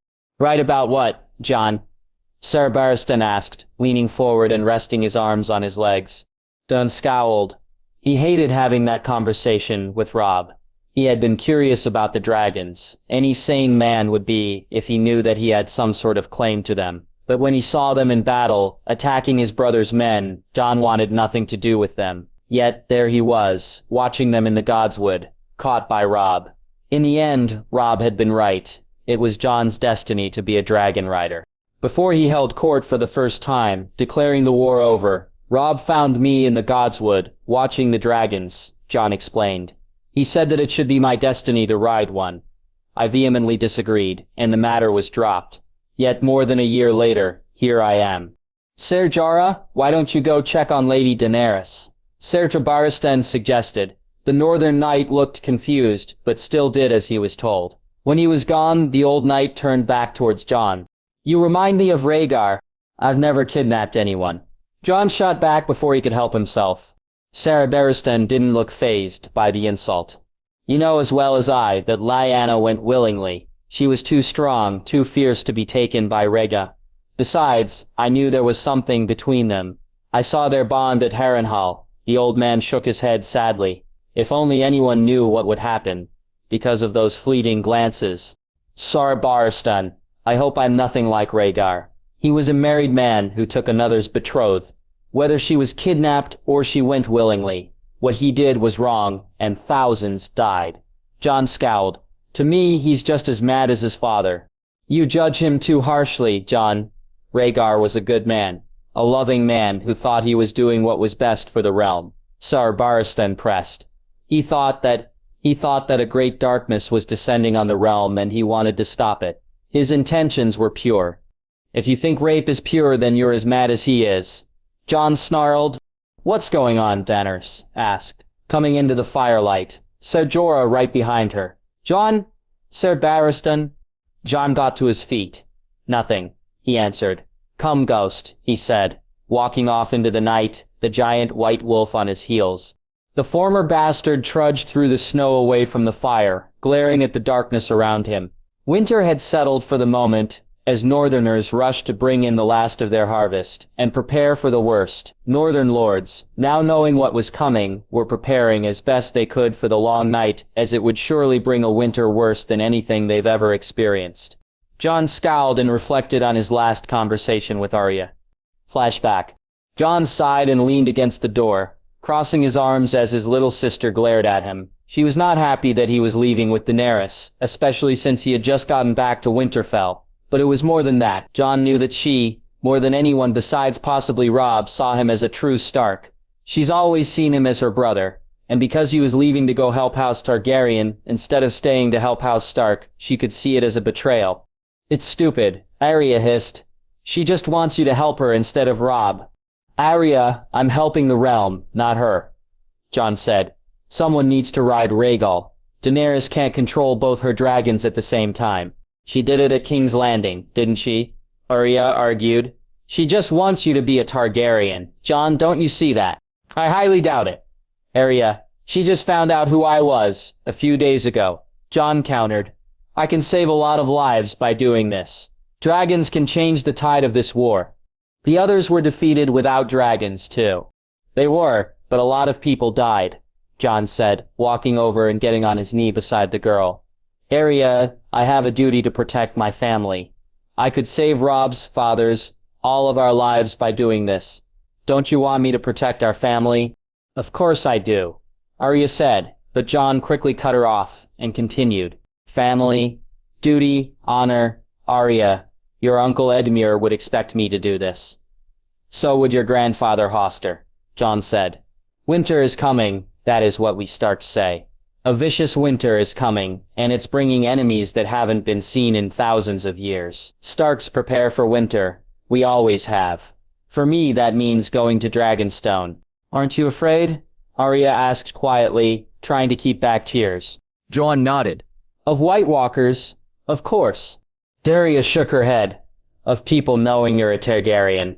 As soon as they see you on the back of a dragon, everyone will know. You told me that people would try to kill you, if they knew. Jon nodded slowly. It was a fear he, Robb, and father all shared. It's why they did their best to keep the secret to the least amount of people possible. Now, because he had accepted Daenerys' offer, he would be announcing what he was, who he was, to all of Westeros. Landing at the wall on the back of a dragon, with the armies of Westeros around, makes things very clear. It will also make a very ugly mess for Robb to clear up afterward, especially with his wife. If giving up who I am is the price of duty, then I am willing to pay it, Jon said. Besides, if anyone wants to come after me because Rhaegar's my father, then we'll meet at the gates with swords in our hands. Me and you. Jon put a hand on Arya's head, trying to give her a reassuring smile. To her credit, Arya returned the smile. I am a Stark of Winterfell first and foremost. Things will change because of my actions. That's an unfortunate necessity, but that won't change things between us. I promise you, Jon said. You're still my sister, and I'm still your brother. Arya nodded slightly. Okay, Jon. Jon stood up and kissed Arya gently on the top of her head as she threw her arms around him. Come back soon, she said quietly, her voice muffled by his shirt. I will, Jon promised. I swear on the old gods I will. Marjorie Stark. The Green Man was sitting in front of the heart tree, in the same position she had been when Tyrion found her, with her children, a few weeks ago. She gave a look to her brother and left him at the entrance to the woods as she continued by herself. She knew that she had nothing to fear from the man. Master Highsmith, she said, taking a seat next to the man. Thank you for meeting me here, Your Grace, the Green Man said, clasping his hands together and resting them on his lap. I see you've recovered from your ordeal. Margaery gave him a thin smile. As much as I can. Lord Tyrion was very worried about you, he said. He never said so, but it wasn't hard to tell. You're well loved. I am happy to hear so. I do my best to love others. Marjorie said, curious where the conversation was going. Have you heard anything from the king? Marjorie shook her head. Not recently. The last raven I received was from Eastwatch by the sea. He planned to see his father, who was among the wildlings on the gift, before riding to Castle Black. He's an interesting man, the Green Man mused. Strong and solid, like the North, but he's southern in his own way. I believe he's one of the few men capable of ruling the Seven Kingdoms, Margaery admitted. I think others believe the same. Oh, I have no doubt they do, the Green Man said. Royce, Mallister, Tarly, they all love the man. Your hand also has an immense amount of respect for him. Why did you ask me out here? Margaery asked. She knew that her grandmother would scold her for being so blunt and abandoning all the lessons she had been taught when it came to word games, but the queen didn't care at this point. Bryn Highsmith didn't seem like the kind of man to play political games. I'm waiting on a friend, Highsmith said, staring at the boughs of the tree. I suppose while we wait, I should explain what my men have been doing. I thought they were awakening the forest. Margaery asked. They are. But do you know what that means? What that entails? The Green Man asked. Well, no, Margaery admitted. Two things, my lady. The first is to reawaken the heart trees that are still south of the neck. In the days of the first men, they acted as conduits for green seers, a way for them to communicate in a way between long distances. The Green Man explained. This is a power kept mainly by the children of the forest, but there are very few men who have learned it as well. The Green Men for one, and Bran Stark. The reason I say this is because green seers could also see through the eyes of a heart tree, and so were able to keep watch beyond the wall for White Walkers. Eventually the children went into hiding and first men were forced to go beyond the wall and keep watch themselves. Bad blood came up between the watchers at the wall and beyond. A tribal system emerged, and the wildlings were created. Margaery guessed. Exactly, the Green Man sighed. The Green Seers were vital to the defenses of the Westeros against the others, and since they've gone away, heart trees have gone into a slumber of sorts, hidden away deep in the forest and in ancient holdfasts all across Westeros, safe from the axes of the Andals. My men are waking those trees up, casting their eyes north and watching the enemy. Marjorie nodded. You said that there were two things. What was the other? The Green Man glanced up at the tree again, frowning. Margaery wondered what his obsession was with the tree. The heart tree was very pretty to look, and even the face carved on its trunk did little to diminish, but it was almost as if he was waiting for his friend to fall from its branches. He muttered something under his breath about the lateness of his friends before looking back at the queen. I will get to that in a moment, he said. There is one green seer who is not like us, and who is much more powerful than we could ever be. Who might that be? Margaery asked. Bran Stark, the Green Man said. Years ago, my predecessor became aware of another green seer, a human one. There are few who are gifted with the curse of prophecy, which is also known as green dreams. Many use this power in some way or another, but they don't truly know how to use it. This human green seer was taught how to harness his ability by the children of the forest, and he taught the king's brother this. Your Grace, there are two threats to the others that they truly fear. Daenerys Targaryen's dragons and Bran Stark. Why would they fear a boy who can't even properly walk? Margosari asked, trying her best to comprehend what the man was saying. Her grandmother had taught her how to use logic and reasoning. She had been at her grandmother's side for years, a woman who used common sense like an iron gauntlet as well as a sharp knife. What Bran was explaining to her seemed too far-fetched, too unrealistic. It went against everything in her nature to believe it. I would have thought your grandmother would have taught you that a mind is just as dangerous as a limp, my lady, Highsmith said with a slight smirk. Bran Stark is a keeper of the past, shall we say. He holds many of the memories of those who fought against the others the first time they struck. He is a fountain of knowledge, and as you know, knowledge is power. The branches above began to shake violently, then stopped. Ianacri had no choice but to look up at them, wondering what had happened. The green man gave a short bark of laughter.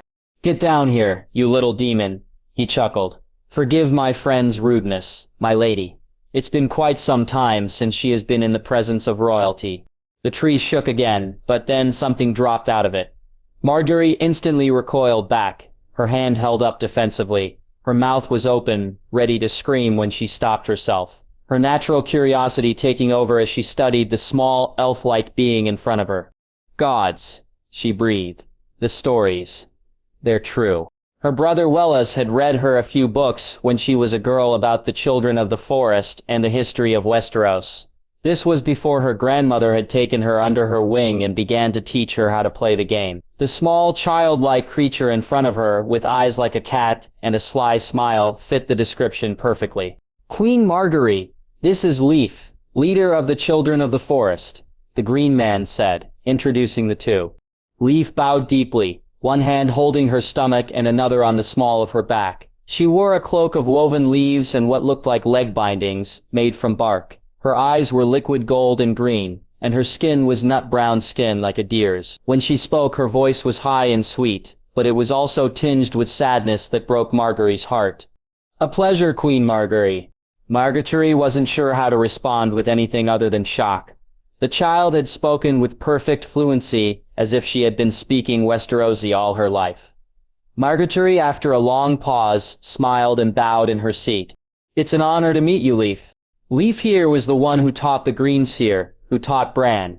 Highsmith explained, she was born sometime after Aegon's landing on the Isle of Faces, but went north of the wall when she had a vision that she was supposed to help a raven open his third eye. Bloodraven, Margaery blurted out. She covered her mouth, but the green man simply nodded. That's right, Your Grace. Leaf had a vision about Brynden Rivers, although she didn't know it at the time, he said. She went north when he did and waited until he came and found her and others at the cave. Leaf's smile faded as the green man told her story. The cave is gone, destroyed by the evil. Bloodraven is no more. He gave his life, fending off the others while the other children in the cave escaped south of the wall. Highsmith said sadly, Leaf, ever since, was named leader of the children, and had taken up her rightful place on the Isle of Faces, where the rest of the children are gathering. There are more? Margaery asked. We were once numerous, and now we are few, but we will fight. Leaf promised. The evil cannot win. Brit Stark and my men have done their best to seek out and rally what's left of Leaf's race, the green man explained. History believes that they have gone from the world, but that's not what happened. They hid and waited, and eventually faded as well. The children of the forest have always been slow to have children, and some don't bother because they fear mankind. Margaery looked at Leaf. Is this true? Do you fear me? Leaf shook her head. Not you, good queen, but others. Yes. Margaery slowly reached out to the child with one hand. Leaf eyes it for a second before putting her oddly shaped hand in hers. Margaery gently held the three-fingered hand in her own. I promise you, Leaf, leader of the last of the children of the forest, that no harm shall come to you, Margaery swore, her eyes never leaving Leaf's. So long as I am the queen of this land and my husband rules, you will always have the deep forests and the Isle of Faces to live. I will do everything I can to protect your race from those who would harm it. Leaf gazed into Margaery's eyes, searching for something, until she found it. She grinned and tightened her hold on the queen's hand. Thank you, good Queen Margaery. Gendry Baratheon. You have to set your feet, Gendry, Ser Courtenay advised, and step when you attack. The old knight was watching as Gendry wielded the ancient axe. He had plenty of strength and endurance that came from years in the forge. What he needed was technique and practice, and a lot of both. Ser Courtenay was the most qualified man to teach the former smith. Gendry squared his shoulders and feet as Ser Courtenay showed him before swinging at the target, taking a step forward as he did. He felt the difference from his last stroke. There was more power, and he wasn't just relying on the strength in his arms, but all the power in his body was used in the attack. The black blade sheared through the straw mannequin like it was parchment. "Well struck, lad," Ser Courtenay praised. "You're strong, just like your father." But he knew how to properly use a warhammer. "Do you think he took down Rhaegar Targaryen with just his muscle?" "No, Secha," Gendry responded. "No indeed," Ser Courtenay nodded. "He was a great warrior, but that's because he trained and knew how to use his weapon." "Yes, Sarah," Gendry said. "Keep practicing, lad. We'll add armor next week." Ser Courtenay instructed. "You need to learn how to strike. With a hammer, you can smash your enemies any way you wish. With an axe, you have to be smarter with your strikes." "I'm afraid we won't be here next week," Edric said, walking up to the pair. Like Gendry, Edric had also been training daily with the Master-at-Arms in the castle. He used a warhammer, just like their father, but he was also training with a sword. From what Gendry saw, he was a diligent student, who also shared Gendry's habit of getting angry whenever he did something wrong. "Why's that?" Ser Courtenay asked. "We've been summoned to King's Landing, along with the rest of the Lords of the Stormlands," Edric said, holding up the letter. "Do you remember the Black Wolf the Green Man mentioned?" "What of it, brother?" Gendry asked, although he was still getting used to calling Edric brother, instead of my lord. "Benjen Stark is riding south with a white, proof of the Long Night," Edric said. "I can only assume he wants to show it to an assembled audience. Save some time riding from castle to castle. I will prepare a guard for you," Ser Courtenay said, instantly. "That would be perfect, Ser Courtenay," Edric said. "Gendry, may I speak with you?" As Ser Courtenay walked away, Gendry leaned the axe against his shoulder, waiting to hear what his brother had to say. "When we're in the capital, you'll need to dress like the son of Robert Baratheon," Edric said, ignoring the scowl that came across Gendry's face. "I'm a smith. I don't dress in that frilly nonsense," Gendry replied, leaning his weapon against the fence and grabbing an empty tankard, dipping it into a nearby water barrel. "Gendry, you can dress like a blacksmith all you want. When we're in the court of the king, we both need to dress appropriately," the younger Baratheon said, making a vague hand gesture. He spoke using his hands often, Gendry noticed. "Just like in the forge, you have to dress appropriately. I wouldn't work around fire dressed how I am," he said, gesturing, now to his appearance.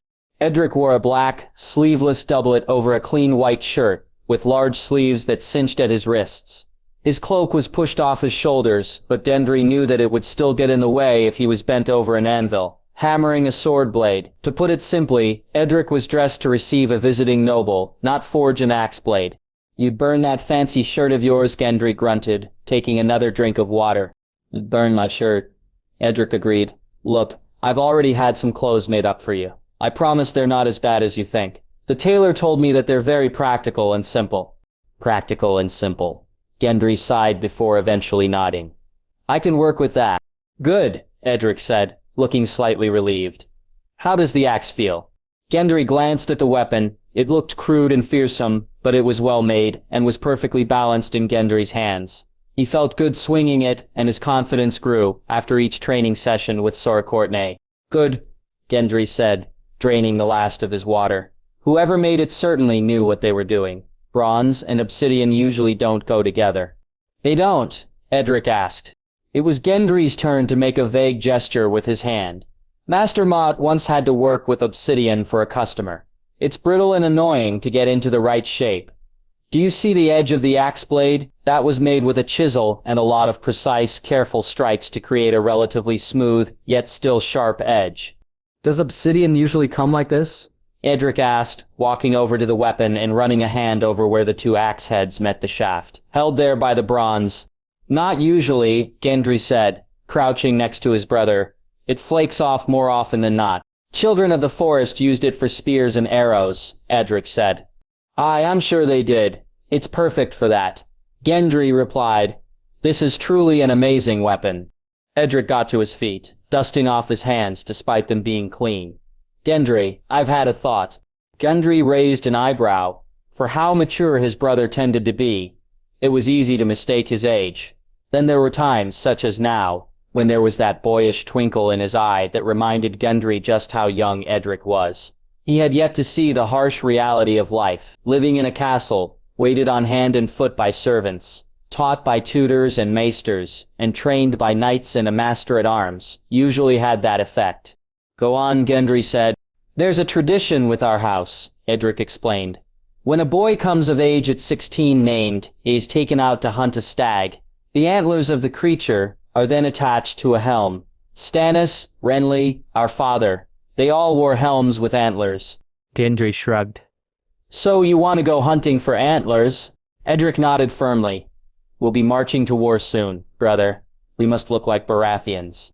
Gendry thought for a moment, slowly warming to the idea. He could already imagine how fearsome they'd look in horned helms, swinging their weapons and wearing blood-spattered steel. "Just think about it," Edric said, walking off. "I hope you're ready for the ride.